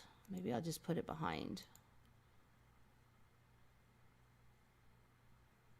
Yes, I'm sure. All right. So, I really do want to play it because this animal just strolls like nothing's wrong. It's not limping. It's not staggering. It's kind of chewing its cud a little. I mean, it acts like it's totally normal. And its whole freaking back is gone. I mean, like way down. There's just no way. There's not even blood all over the place. This thing should be on the ground dead. There's no freaking way. But it's just like doop da doop da doop da doop da doop. It's. I just don't think it wouldn't.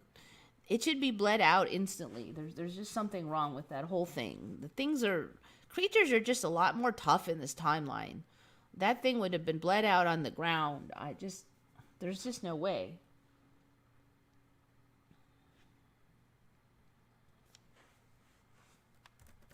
All right, this one is now not going to be gross, so you can all look again. I think that's the only super gross thing I have today. Oops, I think I missed a letter on that one. This one caught my eye. Have you ever heard of this Padmanabhaswamy Temple? It's like the richest temple in India. It's got all this weird stuff about it.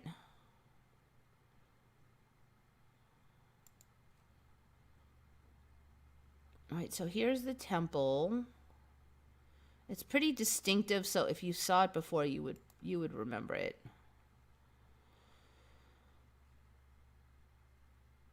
So it had all these secret vaults in it, vaults with like doors without keys and stuff. And they found all these massive riches behind the doors. But this one vault they didn't open. So this is a huge doors here. These are like really tall doors. Said to be guarded by these snakes. And then the story is that they were going to open this vault also, but they heard the sounds of ocean waves behind the vault, and they were afraid it was connected to the sea and that it would flood everything if they opened it. So they didn't. But the riches that they found in the other vaults are insane. I mean, like, it almost puts the Egyptian stuff to shame. Just stacks and stacks of gold and figurines made of gold, like huge things. The whole temple is totally just carved out of stone. It's totally insane. Never even heard of this thing, but it's supposed to be like the richest temple in India. Supposedly, they just kept all that gold. Like, you got to wonder if some of it gets swiped, but supposedly it all is just still there because it's supposed to be like property of the god, and so they don't want to spend it because then you'll be cursed. I might be losing my internet. Let's see. 769 pots of gold. Oh, that's a different temple that it got stolen from. Okay, let's see.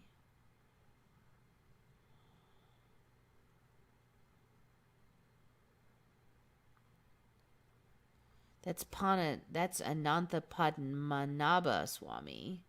But so anyway, there's all these temples with these giant pots of gold down in India. And this is the most wealthy one. So this was found in there, and it's like this giant gold statue in Kerala. And then there's all these just pots and pots of gold. It's totally insane. I've never even heard of India having all that giant pile. Not to mention more than one temple having it. If you look at the temple, there's like all these like naked people all over it and stuff. So I was sort of laughing because if you look, these are all different people. Like the women don't have clothing on the upper half and stuff. But in order to go in here, you have to be totally swathed in all this, very respectful clothing and stuff. And it's very amusing to me to see that the temple itself has all these unclothed statues all over it. So it's just like, I don't know, maybe that's just indicative of the timeline, but. So anyway, the great mystery is what's behind in that vault that they heard the ocean waves, because all the other vaults were packed with treasures. And this one last vault they were afraid to go in. And it's behind these this dragon door here.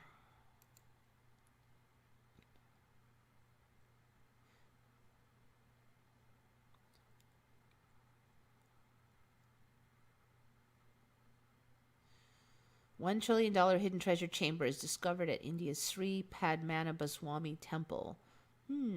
That's interesting because they're making it sound like they just found it, but none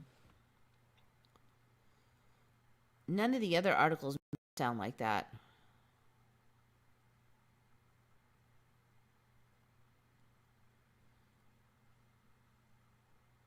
This is the richest temple in the world. A hidden treasure vault had been discovered. Interesting. Okay, since 2015 only. Been discovered beyond the already well-documented Vault B. Adding to the recent treasure findings in several other vaults, the researchers are estimated could total over $1 trillion. But that is where the problem starts. Nobody wants to dare open the hidden inner sanctum. 2 enormous cobras are rumored to protect the innermost hidden chamber.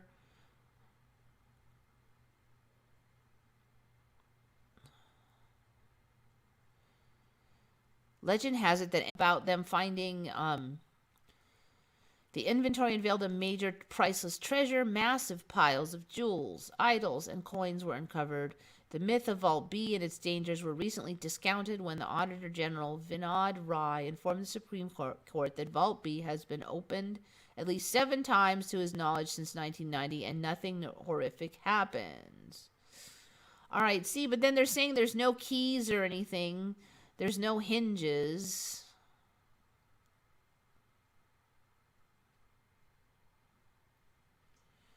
All right, so now in 2016, a massive amount of gold has mysteriously disappeared. Oh, mysterious. Over 769 gold pots and silver bars have been reported missing. Some skeptics suggest there's a hidden tunnel beneath the chamber that allow the architects to lock the chamber doors in, making it impossible to breach. The secret tunnel could invariably have led to many years of blundering. Okay, so interesting, because I was just looking this up and they said it was never opened, and now they're saying it's opened 5 times, and then it's a mystery. I don't know. The whole story is weird. I have not heard of like hundreds and hundreds and hundreds of pots of gold being found in any vaults in India in 2011, not to mention then disappearing again in 2016. The door is totally cool, and it is said to not have any keyholes or hinges or anything, so they don't really know how to open it. They have to like break in. No word on how they got into the rest of the vaults, or if they were like that. There's no photos of the fronts of the rest of the vaults. I couldn't find anything. I think that whole thing is, there's not a lot of photos of the freaking temple. You got the outside photos. You got this gold thing. There was 1 or 2 pictures of some really cool carvings in, like, see, there's these like dragon carvings at the front. It's neat looking, but there's not much.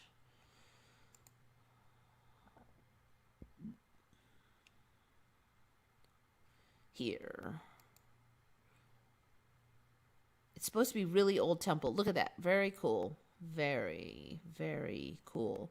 But almost no photos. Every last thing in this temple is just absolutely decorated to the nines. Though, every photo that you find. The rest of these are other temples. Ooh, here's one. I don't think I've seen this one yet.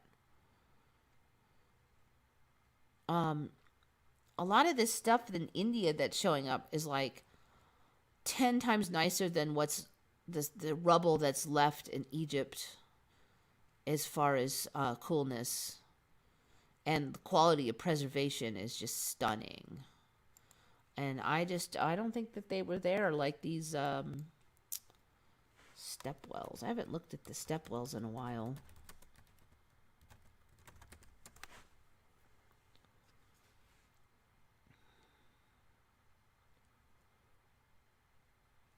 Oh, look, I've only got 2 windows up and it's struggling. It's 1:44 in the morning. Who could possibly be online around here at 1:44 in the morning?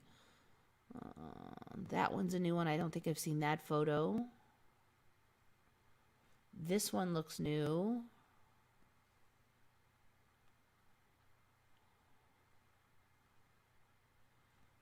I don't remember that. The majority I've seen, but not... I have not seen this one.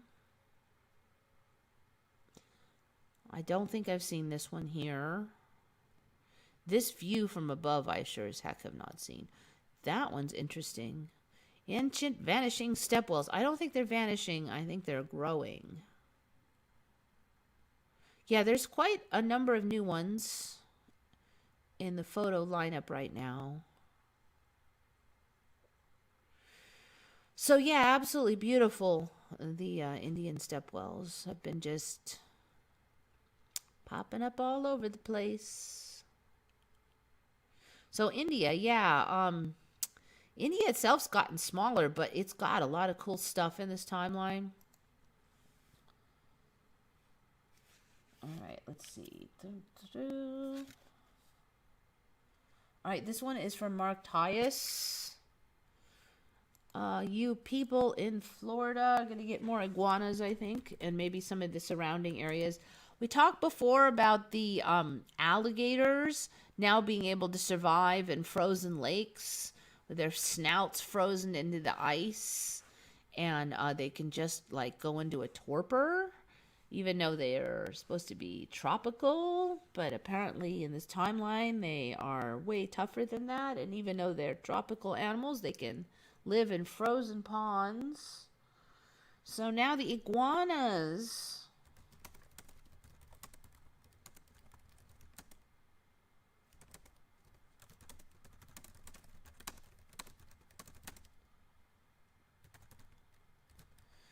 So the article, Mark Tyus found this one again. So another one by Mark, good find. This one is a sneaky little article, sneaky Mandela style, because I don't believe that these were the original cold tolerances of iguanas to start with. Iguanas may be growing more tolerant to the cold, and that's bad news for Florida. So supposedly these are all released and then they survived in the wild. I believe that they're growing a lot longer little back spines than I recall originally. They've got more interesting colorations than I call originally. I think they're little dragons now. They're growing little dragon spines on their backs. Look at, there's a little spiky thing on the nose now. Didn't used to have those. We used to sell these things at the pet store I worked at a long time ago. No little spikes on the nose back then. So a couple of years ago, this story that when it gets cold, they go into this weird torpor and then just kind of drop out of the trees and then just flop there. But then when it warms up, they like recover. Now, originally the cold would just, for me, they would just die, but now they'll just go into this torpor. Bouts of cool weather keep invasive iguanas contained in the southern regions of the state and helps keep populations under control. But as recently as 4 years ago, most of South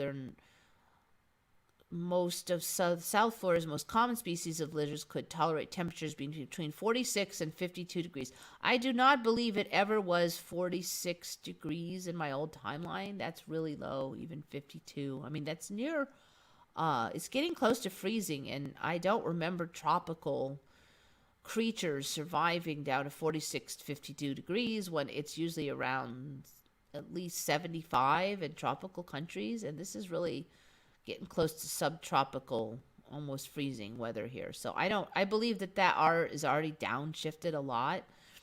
But now they're saying now they hold up in temperatures as low as 44 degrees, according to a study done by a researcher at Washington University. So I believe that this is already downshifting their temperature tolerance, and then they're subtracting a few more degrees. That means possible iguanas could expand their territory beyond their normal stomping grounds of Miami-Dade, Broward, and Palm Beach. So yeah, expect more iguanas, guys, going further. Just like the gators are spreading all over the place.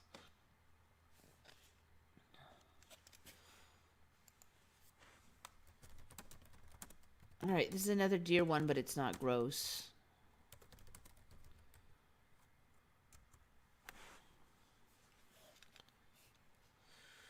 All right, so it started as this article. I think I ran into this when I was looking at Mark Tyus's mangled deer, and then I got on to looking at other deer stories and typical Mandela. Okay, so this was a white-tailed deer that was found. Oh, where did it go? No, where did you go? There. With this weird coloration on its face, and it had fangs. So before we just had those weird musk deer. First there was just one kind of deer with fangs, and there's two kinds of musk deer with fangs. Last I checked. Now they're saying, oh, we found this white-tailed deer with fangs, and it's a throwback to the ancient times when their ancestors used to have fangs. I don't remember anybody's ancestors having fangs, but all this weird coloration supposedly is from its ancestors. But then they go on to say that it occasionally happens that white-tailed deer have fangs. They're usually just smaller. So now you can... So the story now is sometimes if you work with deer skulls, they'll have fangs. And it's ironic because I did used to sell deer skulls, and I sure as heck never saw any fangs. But here they are. These are the little fangs that are supposedly on some white-tailed deer now. Oh, well, they don't show up that far outside the gum line is the story, so you didn't notice them. But I'm really suspicious because the musk deer with the fangs their fangs started out real tiny, and they've gotten really long. And then first there was only one species, now there's two species. Now we got white-tailed deer with fangs. I'll just show you the musk deer. Assuming there's only two now. I haven't looked lately to see how many. Their fangs are getting longer and longer. Look, they're really cranking it on the fangs now. Look at them fangs. They're longer than last time I looked.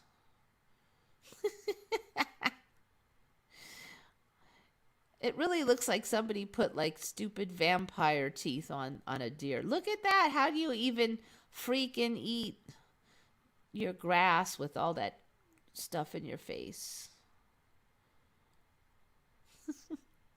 So yeah, those fangs are getting long. So yeah, now it looks like whitetails might be getting them. Look at that. Look at how long those are. That's crazy.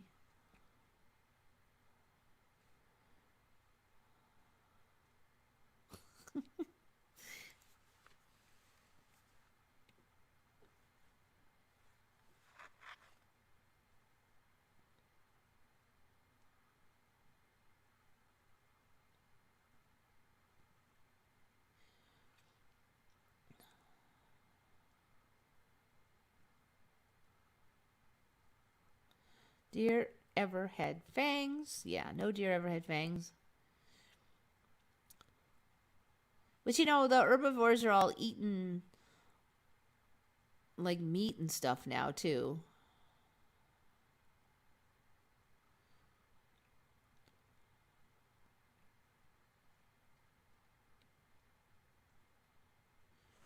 going to move my... I can't quite read the side here. That's why I'm going to move it.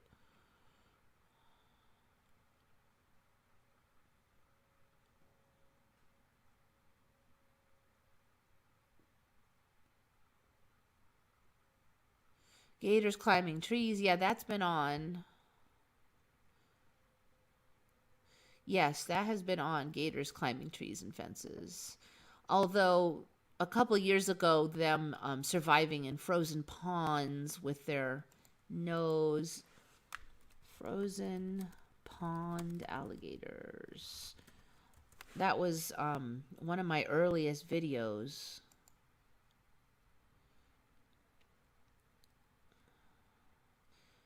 So now what happens when the pond freezes is the little gators, they just stick their snoozle up out of the water here because they have to breathe, right? But the pond froze, so how are you going to come up and breathe? So they stick their snout out, and then the pond freezes around their snout, and then they just sit there. So now you can mess with them because they're frozen in and they're in a torpid state, and supposedly that's how they survive now. See, frozen alligators breathing through ice to survive. So they're even like frozen in, and they're alive. When the pond thaws, then they'll just wake up and flop around again because they're not dead. And this is supposed to be a tropical animal? I don't think so. There hasn't been that many generations for them to adapt, but I guess in this timeline, epigenetics is the thing, and they adapt quickly.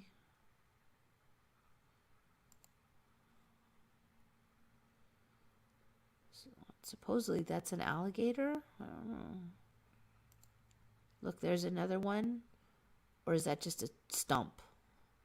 Well, maybe it's just a stump.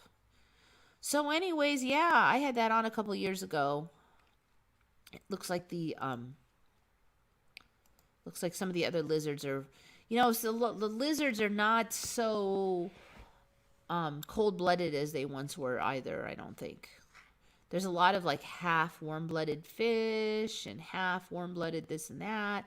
There's not really this dividing line between the cold-blooded and the warm-blooded anymore.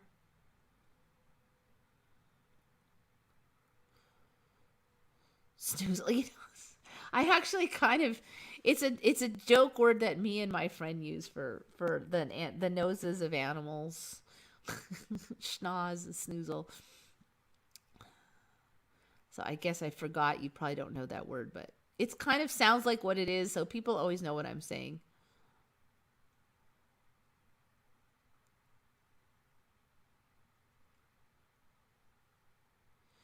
Humans will soon be able to survive being frozen. I think, yeah, 45 minutes now even. It's not that unusual. And they're freezing people in order to do surgeries and stuff. So, yes, we're on our route to being able to be frozen, I think.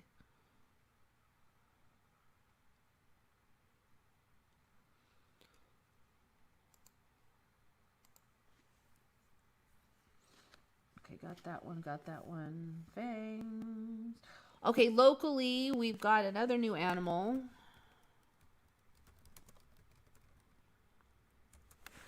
Just remember there being one kind of badger, but there's a bunch of kinds now. And locally, we now have this one, which is called American badger. It's really light colored. I don't remember any badgers having this much pretty coloration around the face. But these actually live locally. Now, for me, badgers are more of a woodland creature. But these ones live out in the plains and stuff. And we have them here, is the story now.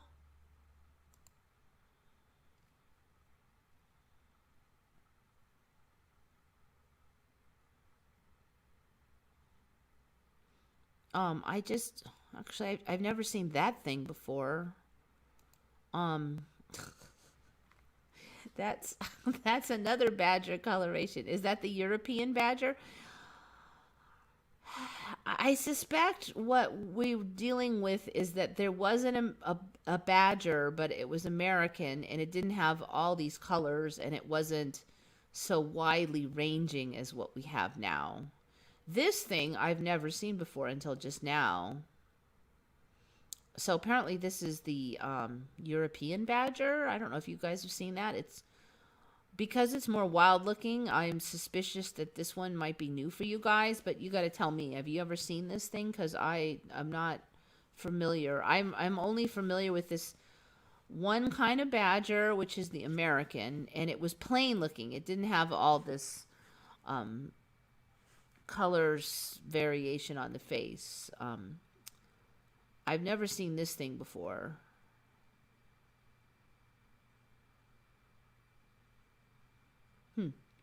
That is neat. Okay, so I don't know, Europeans, do you recognize this thing here, which is your badger? Let me see what the range is for those things.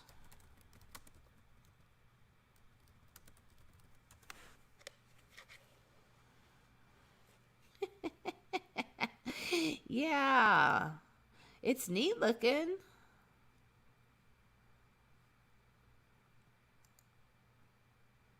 I mean, if you saw it before, I don't think you would forget about it. Look, it has a weird face. It's all flat. It looks like a runway face or something. It looks like it's a runway strip. It's flat. And it's just... it looks like a half dog, half runway strip. Look! It's cute in a weird kind of a flat-headed way. Do you guys remember having that thing? Ooh, looks like there's 3 kinds.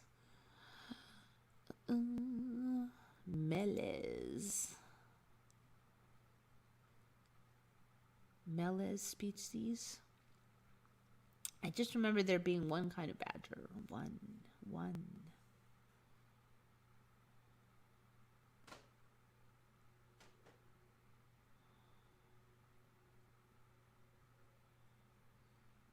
European badger. Across Europe and in parts of Asia west of the Volga River. Asian badger, Central and North Asian, east of the Volga River. Not too unlike the European badger currently. Japanese badger, okay. Where's the American badger? They missed it. Okay, well, whatever. You get the idea.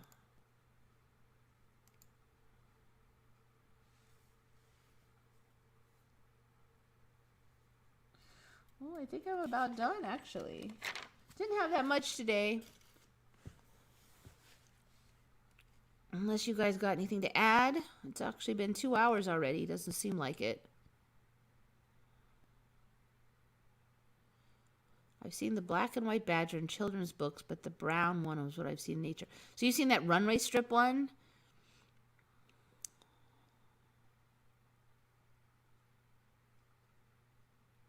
Don't remember that badger with the weird face. Your Europeans should know it since it's all across Europe. So that's fairly wide ranging. It's all over Europe. I wonder if UK has badgers. Badgers. Oh, yeah, you get the runway strip-faced one. Badgers are found across the UK with the highest numbers in southern England. Ideal badger habitat is a mixture of woodland and open country. The species lives in a network of underground burrows. So, yeah, you UKers should recognize that dog flathead one. First time I hear about the millennial reign, might be linked with the millennial generation, signifying when the millennial rule started. I don't know. Or when the millennial rule, well, no, it wouldn't be ended because I don't think that was a millennial rule.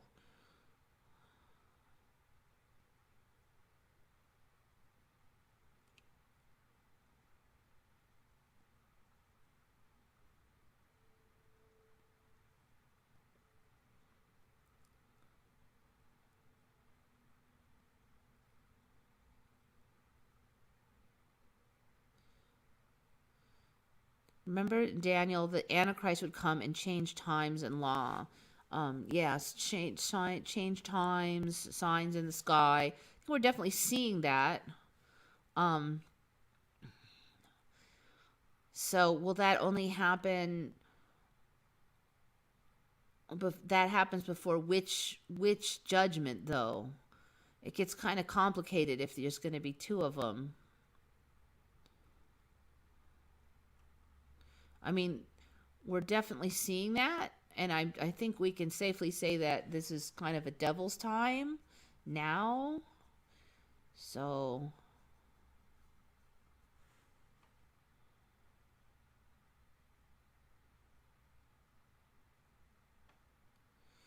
John Tom remembers from the flat-headed one, the flathead dog, stripy one.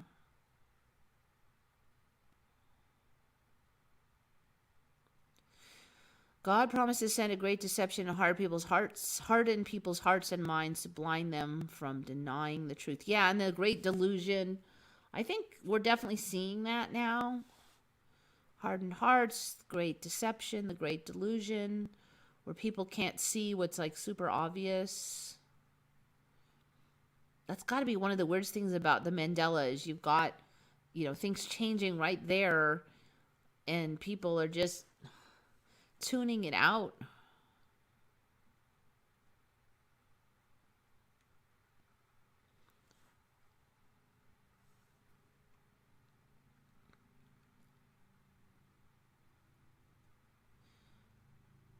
What if every time we die in an accident we jump to a timeline where we didn't die and continue on, but Mandela affected what slight changes to this dimension? I've definitely thought of that, but I think there's got to be more to it because it's been too shifty. I mean, do I die like once a month? I don't think so. So I don't think it's just me croaking over and over and over again. And then I didn't have any problem. I don't really remember too much going on until around the 90s. I mean, there might be a little bit of shifts. And then everybody else is experiencing the same. So what, are we all dying constantly? Or are the timelines like petering out or combining? Because if the timelines are combining, then that would explain a lot. There's too much of it going on to just be deaths. Because I see stuff change from one day to the next every few weeks.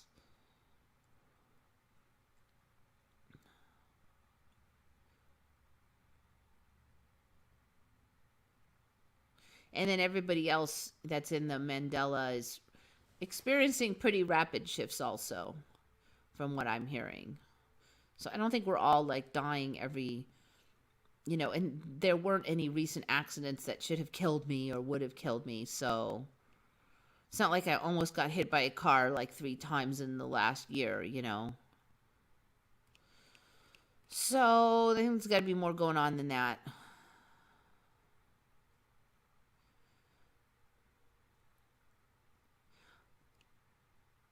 Yeah, see, weekly changes. It's too much. Now, that doesn't mean that, it could be that we may die in some timelines, but it can't be just that, I don't think. Timelines combining would also explain people living longer and time passing faster due to non-NPCs needing more time per thought to be able to achieve deeper thoughts, possibly.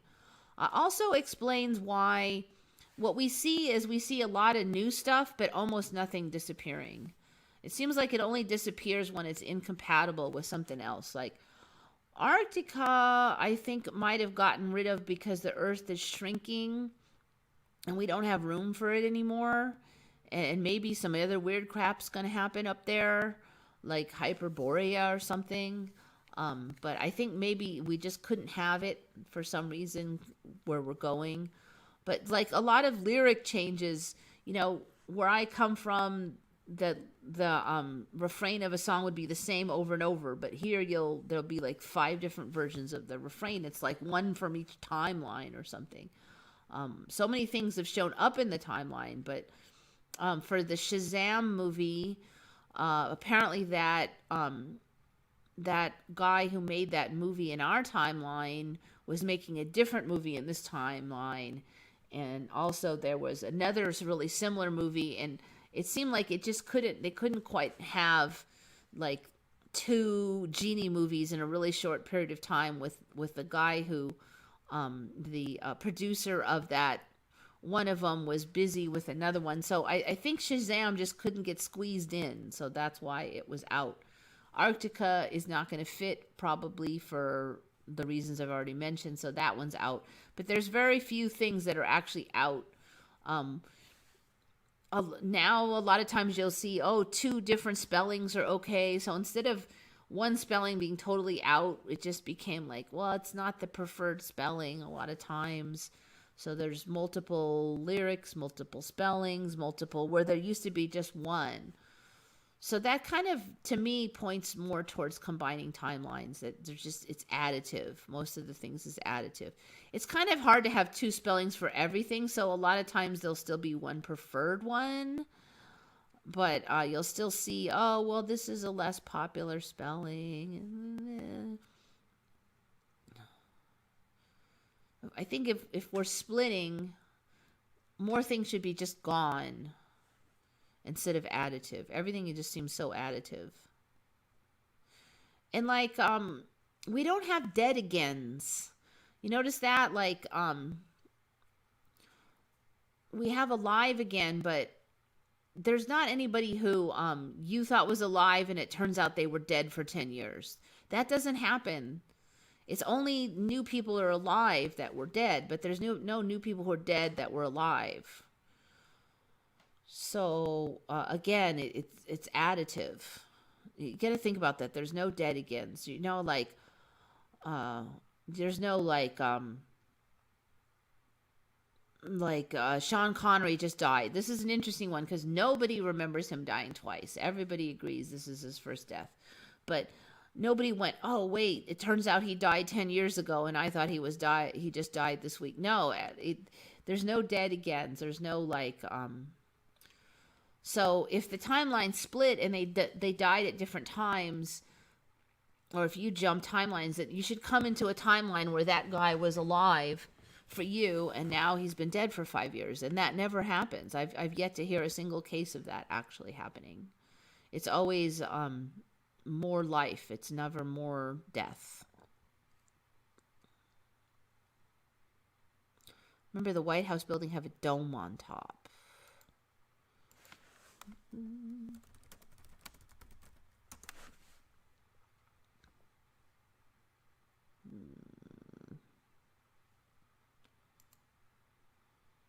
Sometimes I just have to look at it.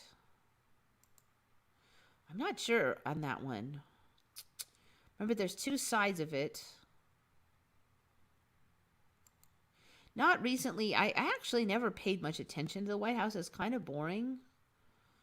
And there's two sides of it, so it's a little confusing. There's the one side, and then the other side, it looks different, which I always thought was a little weird.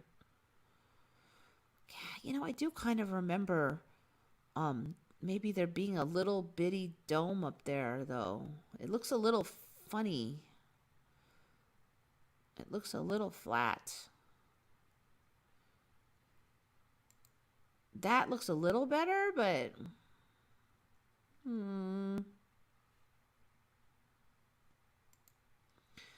I thought it had more columns too. It's looking a little plain, isn't it? This side I thought was way more fancy. It's hard to tell with all those bushes. I really don't remember having massive trees in the front either, actually. Look, you can't even see it. I mean, did those trees all just grow up? I don't know. I think you might be onto something there with the White House.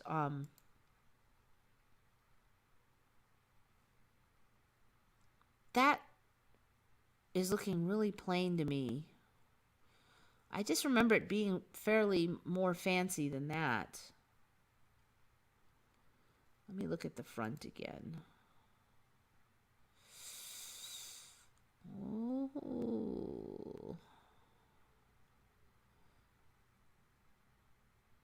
The steps, there's something funky about the steps too. Um,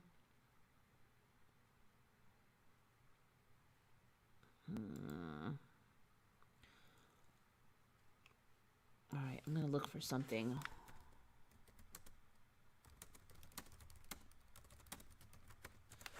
I'm trying to find this old photo.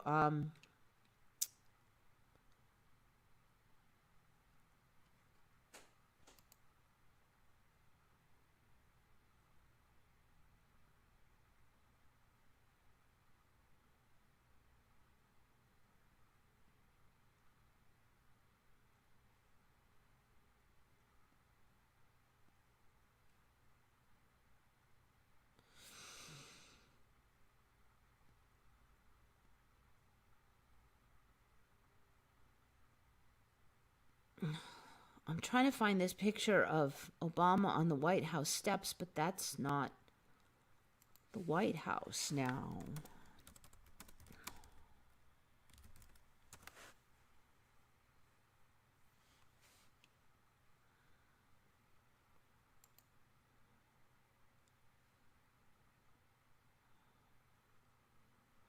See, the triangle on the White House now is plain, and I do remember there being stuff in there. Wow. I think the White House has gotten downgraded.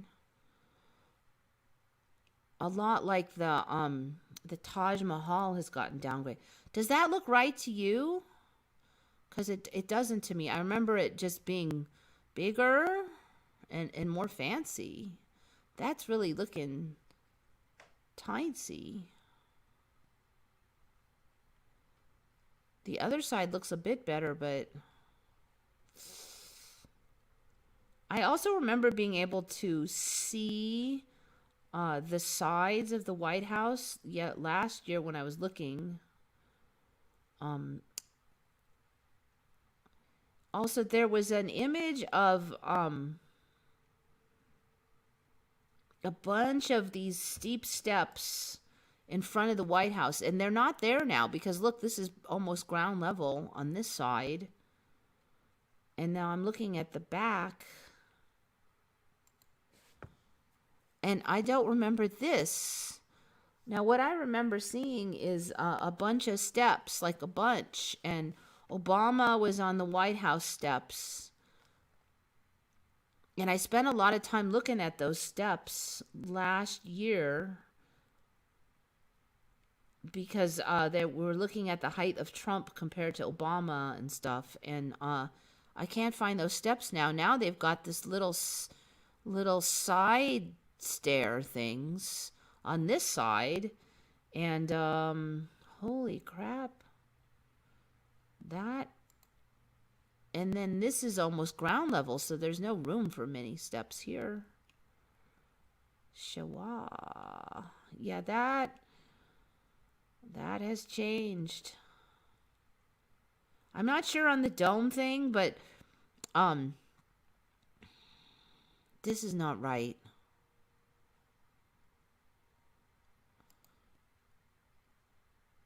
I always, I've been suspicious of this since last year when I really was looking at the two sides and going, why are the two sides different? And it's kind of confusing.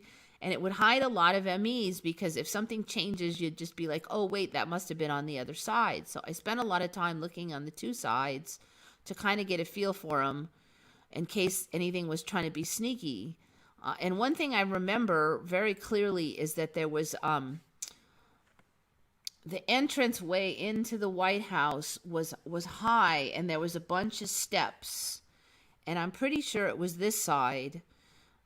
And then the Secret Service could drive below the steps. And so all of these columns would come out past the road, and the Secret Service could drive in there. And then there was all these steps going up into the White House. And now it looks like it's basically on the ground floor on this roadside here. There's almost no space in front of the White House now. It's like a little podunk road. Yeah. Yep. And so this is pretty much like the back over here. And so now you just got these little steps around the edge. Um, wow. Oh, look, and there's this funky door down here. Oh my God, that was not that way. This stuff down here. Holy hand grenades. I don't remember that. Wow. Okay. Yeah, no. Okay.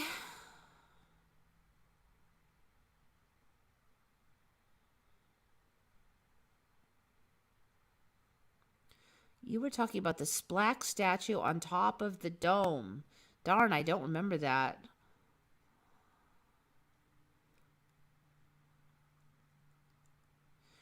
The lack of peaceable transition of power is unprecedented here. Well, you know what? We don't even know if that's going to happen. I mean, there hasn't. I really think that the hype is going to be greater than the real deal. One of them's going to get picked, and the other side's going to be all grumbly, and they're going to deal. Yeah, you remember the steps, Sapioid. There was a whole bunch of steps, and there was a big thing about. Remember how Trump said he was like 6'3", but his driver's license said he was 6'1", and everybody was saying it's because he's trying to avoid being considered obese by like making himself taller. And there was all these comparisons of, well, here's the two of them standing on the White House steps, Obama and Trump. They were standing next to each other, and Trump was not taller than Obama. And Obama said he was 6'1", and Trump says he was 6'3", so Trump should be way taller, obviously taller than Obama, but he wasn't. And I'm sure that was the White House steps. And it's ironic because when I was looking up those photos, I was looking at the White House and going, I should inspect the White House thoroughly for Mandela, because we've had other changes with the Taj Mahal. And so I spent some time looking at those steps and the back and front, and so that I would recognize if any obvious Mandelas came. And so I'm ready for it now, and it has come. And that's that image now. I'm not finding it. This is some other hall here with double rows of columns and stuff. This is not. I'm not really finding the photo. So they were standing, okay, here it is, but I don't think this is the White House now, see? And there's too many steps now.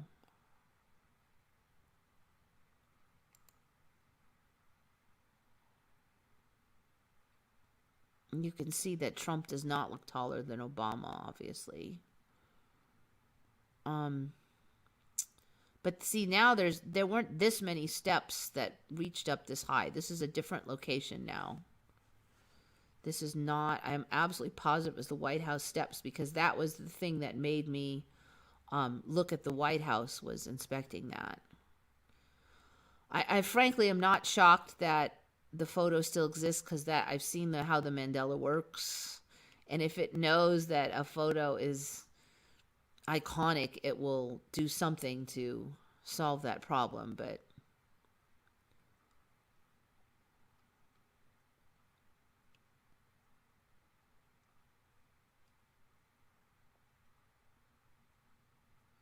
so where are they saying this is at now? Just out of curiosity. Oh, look, the file can't load. Let's try something else. WAPO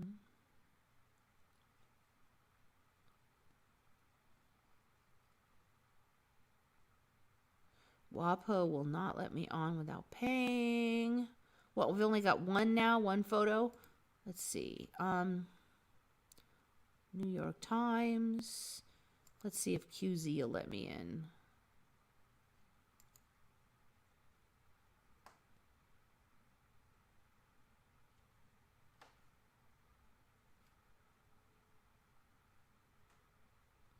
Okay, so now they're on the Capitol building.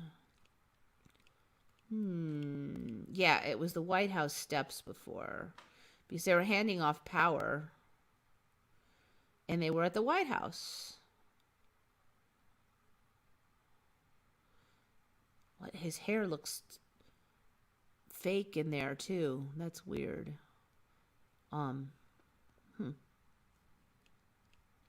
It's like his hair looks airbrushed on in this photo. As you can see, Obama looks taller than Trump, but Trump is supposed to be 2 inches taller than Obama, and they're standing on the same step. So that's what I was looking at before. So I don't remember them meeting at the Capitol building. They met at the Oval. They met at the White House.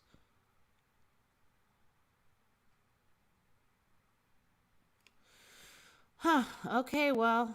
Anyway.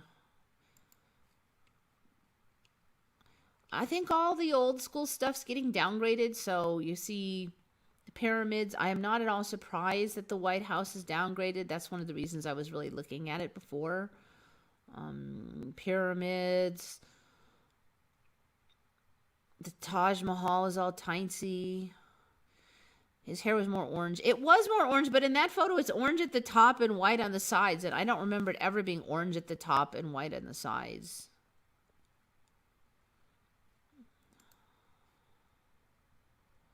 Yeah, and his face isn't orange.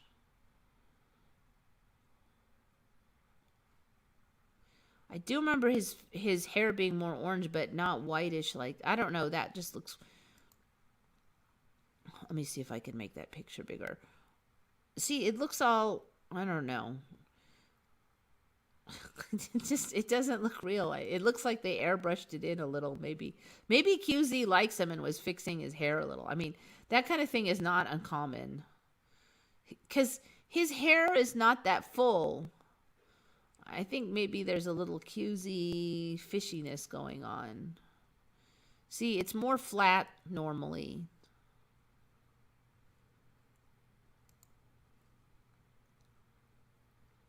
There. That looks more like his... I don't remember it being orange in the top and white on the sides, though. It looks almost gray on the sides in a lot of these photos. I don't remember it ever looking like that. Look at, again, on here. Huh.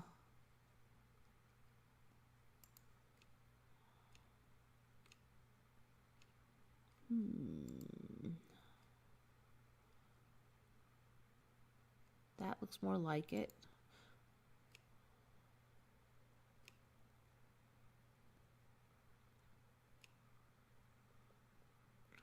Well, it's been 4 years. He's probably lost a tad of hair.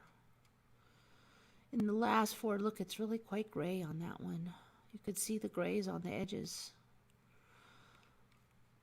Anyway, yeah, bye-bye White House. It is... Yeah, he's definitely dialed it back. I don't know if his people have probably worked on him a little bit.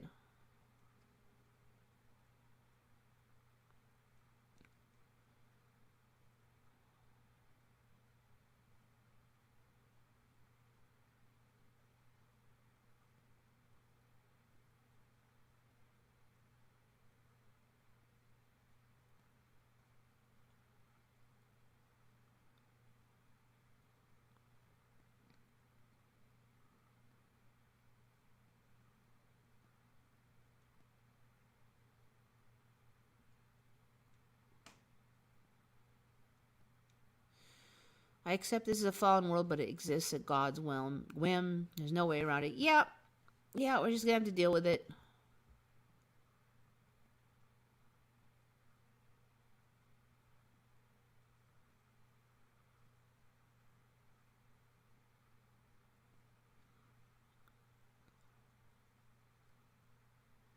So yeah, James Neal, are you the one who figured it out? Yes, there's something fishy about the White House. I agree. It's smaller and plainer. The steps are gone. The back looks really plain. The back used to be at least as fancy as the front. So that's why it was a little confusing to figure out which was the front, because they were both quite fancy. And now it's kind of obvious the back just looks kind of chintzy.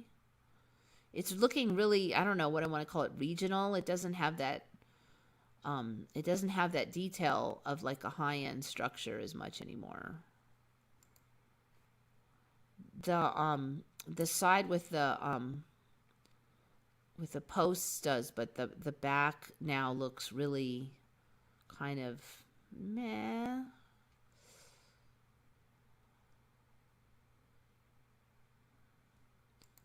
I mean, that side, it looks a little on the simple side now. There's not much going on that one. I think it used to be bigger also. This side looks a little more grand, but I also remember being able to see this, and I'm wondering if these trees are basically going to be hiding some of the changes. Because I remember being able to see the whole thing, and now there's not really one photo of the front where you could see it. So that was only a year ago. I mean, there should be, if those trees grew that much in a year, I'd be pretty impressed. But also, there should be some of the photos from last year where you could still see all that. I mean, there's fancier buildings in like around here. This was one of those fancy with the statues and ornate stuff in it, and now it's just simple in there. It used to look Tartarian basically, and now it doesn't. It looks like it's kind of a cheesy 30s type of construction, where they were kind of emulating the Tartarian stuff, but it was really a plain version. That's what it looks like now. So even here, it's not, other than these posts, it's these columns, it's really a simple structure now. And maybe that's why these trees are here, to kind of hide that. It's really, wow, it's really downgraded. I remember it being bigger than this too.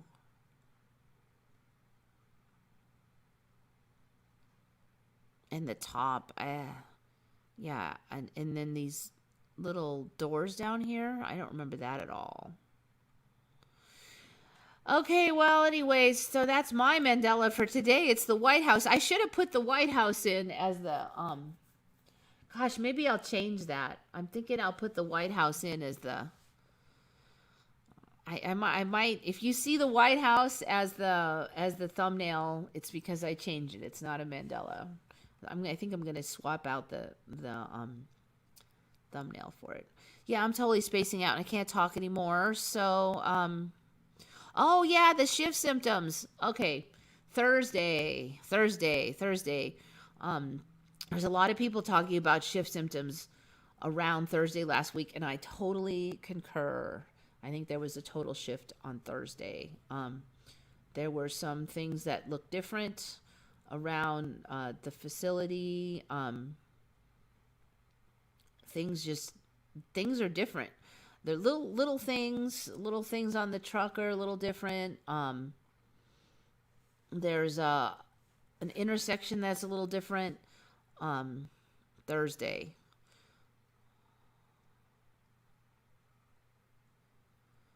I do remember the rounded pillars, though. I do remember columns on one side, but not the other.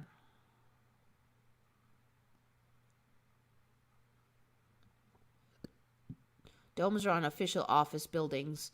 The White House is a residence. Now, there's tons of residences that have domes. The old Tartarian style residences still have domes. I mean, and that's, I mean, it's not just a residence. It is very much a governmental building as well as a residence. So, I mean, you can't have all those rooms and then they're not living in all of them.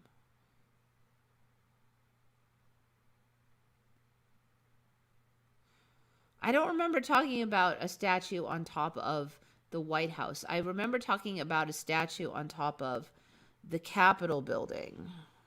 That funny one that first they said it was Native American, but then later they said it was like some goddess or something. That one was on the Capitol building. It wasn't the White House. So I don't know. I mean, maybe in some timeline I did talk about something on top of the White House, but I only in this timeline remember talking about a statue on the Capitol building. It was the White House steps during transition. I don't know what you're talking about exactly with that. I don't see any photos of any of the old steps. And plus, it's ground floor now, so there's no room for the old giant. They were stone steps, just big slabs, a bunch of them. There's no room for them now. They can't be there because it's now ground floor at the front. And then it was at the front that had those steps.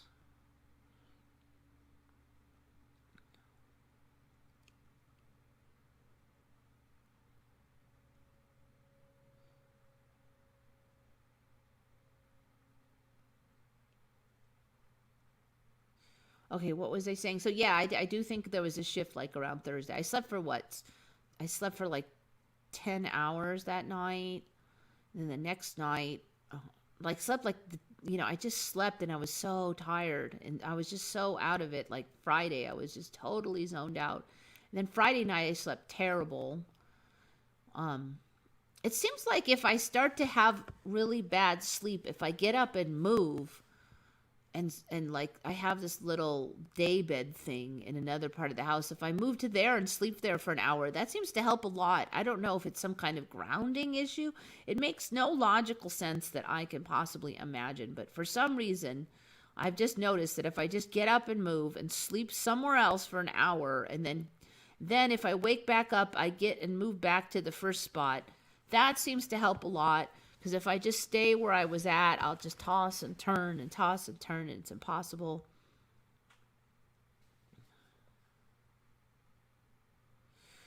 Tartaria enthusiasts are right about a lot of details turning plain. Maybe architectural features are erased to make room for new ones.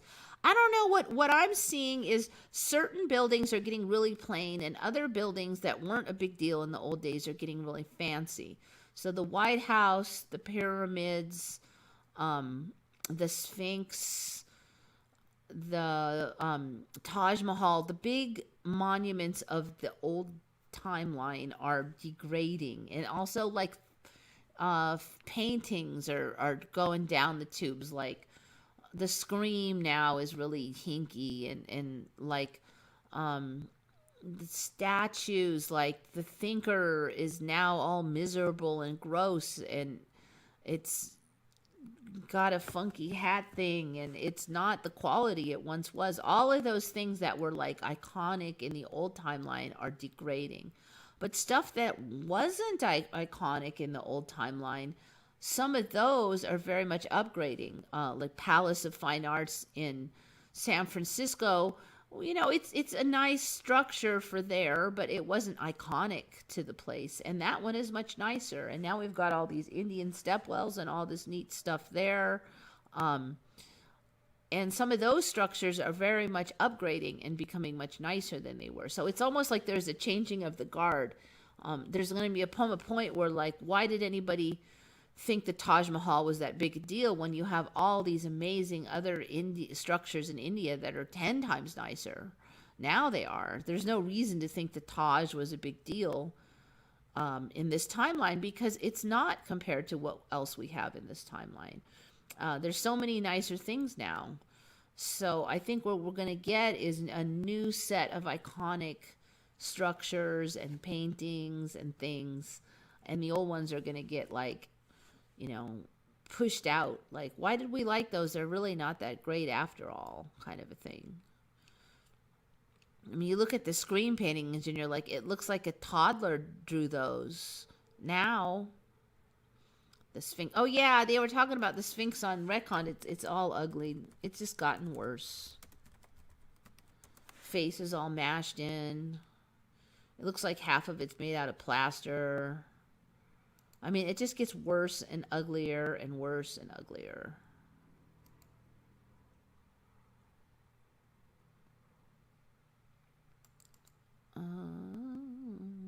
see. Find a close-up of the face.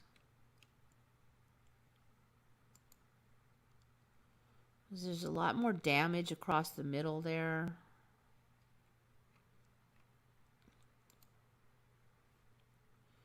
That hole in the nose is bigger. More of the nose is missing. What's all that white crap? Wait a minute. That looks extra horrible. I don't know if it's just that photo, but look, this one has it too. It's like, it's got more plaster on the neck than ever. The headpiece is more, it used to be a beautiful, perfect symmetry, and now it's just, it looks like a kid kind of molded it out of clay. It just doesn't have any of the finesse that it once had. It looks like more and more of it is repair and less of it is original every week. Look at all that white junk that wasn't there last time. Looks like there's a new gouge over by the nose. Most of the eye is gone now. The ears have gotten bigger. It's got like funky ears now. But I should check that tail.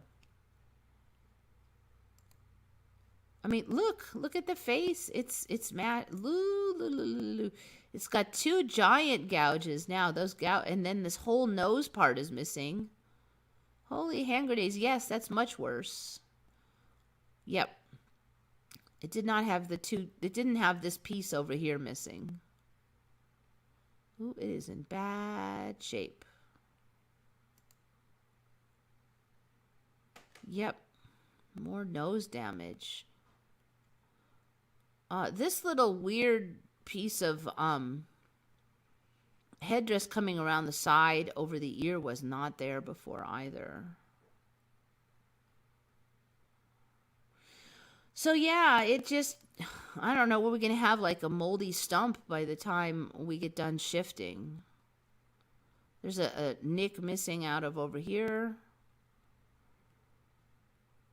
It looks awful. I wonder how the tail looks.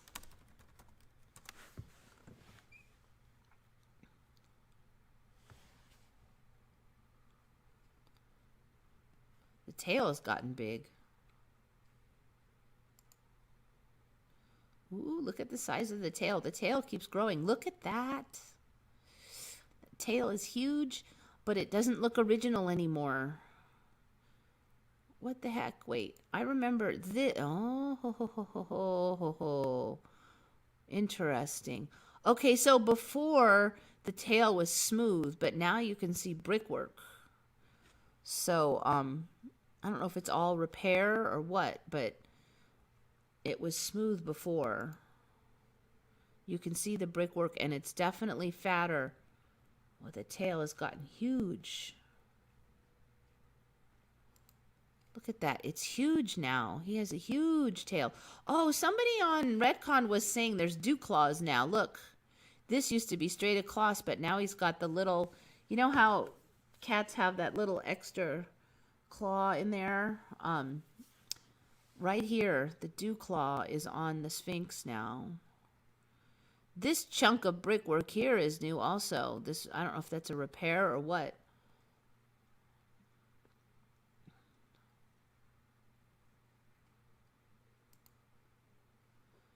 Ooh, the back is looking more gouged.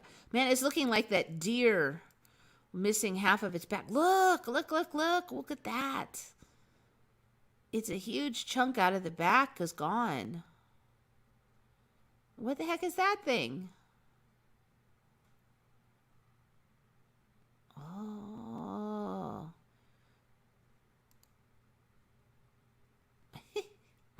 It's just looking, I have not seen.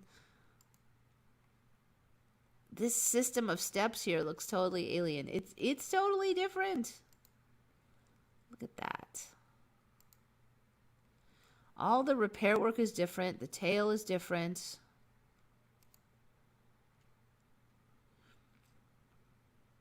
This bit here was more long and skinny and less chevron shaped also. I don't remember this color variation here versus here. I don't remember the white on the neck. I don't remember that bit there. This side and this side were not symmetrical, but they weren't as bad as they are right now.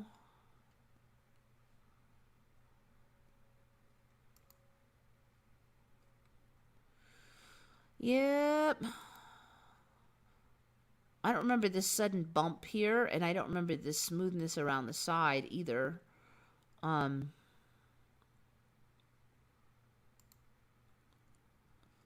I don't know what that is. This bump here, I don't remember. Yeah, there's a lot of changes in this thing.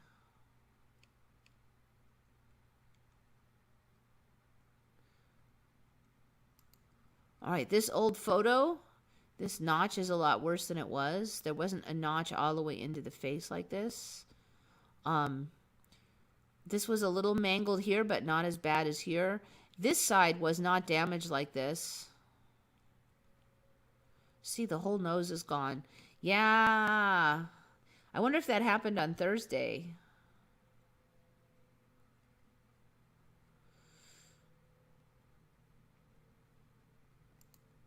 Look, see, that one's missing a lot more now. Yep. Yeah, good find. Yeah, whoever was talking about this on Recon, good find. Yep. The Sphinx. Sphinx has a lot of side holes now and even top hole. The top hole showed up for me about a year or two ago. The one on top of the head that was patched. Although I noticed the patch looks much grayer than it did last time I checked. Had no tail originally. Yep. Then there was a little tail. It's gotten bigger and bigger. It's jumped in size, like it's doubled the size it was last time I checked, though. It's not just a tad.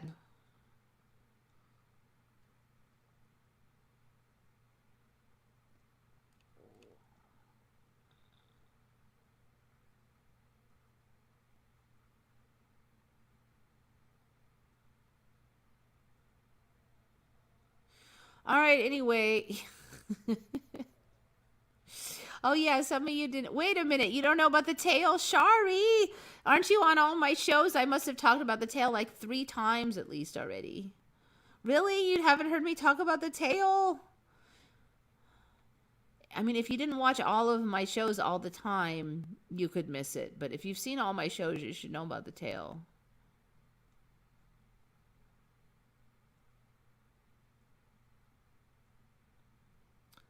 That's funny. Broadnestcaster remembers it being more bricky. I remember it being smaller and not bricky at all. There was no bricky pattern on the tail until this time. Eliani thinks it's only been there for like 3 months.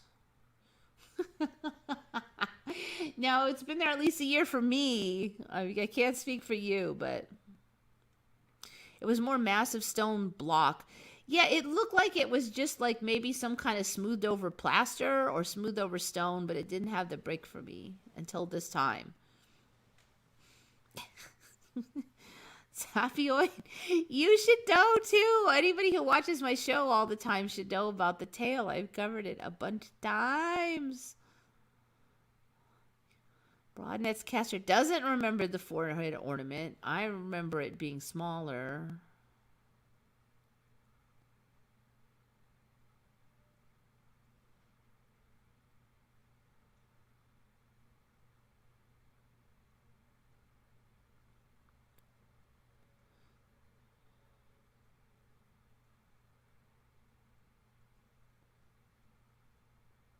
They use electrospectrograms to find out the stones are electromagnetically aligned to the North Pole, so unless it was built some 13,000 or more years ago, the pyramid blocks are geopolymer cement. Quite possibly in this timeline, they could be. They look like crap.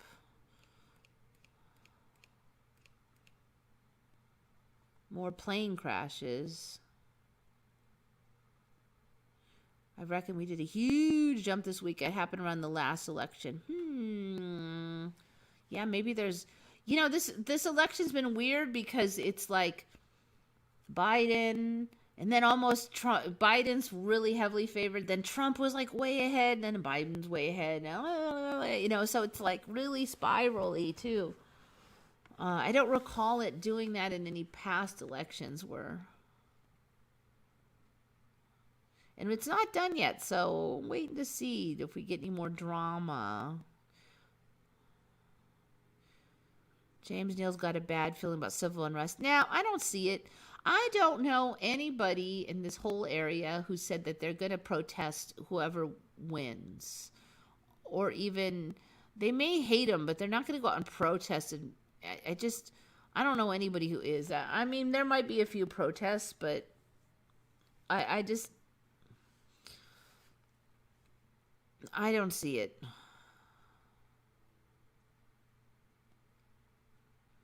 Sphinx is a tale to tell you about. Yeah, really. I only noticed it 3 months ago because of your live stream. Okay, well, yeah. But Eliani, I don't remember you being like a regular here for a million years either, so.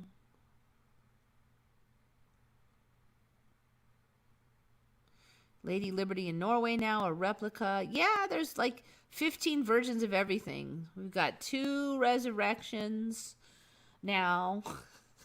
Like, how many of those Scream paintings? There's like dozens of thinker statues. It's just crazy.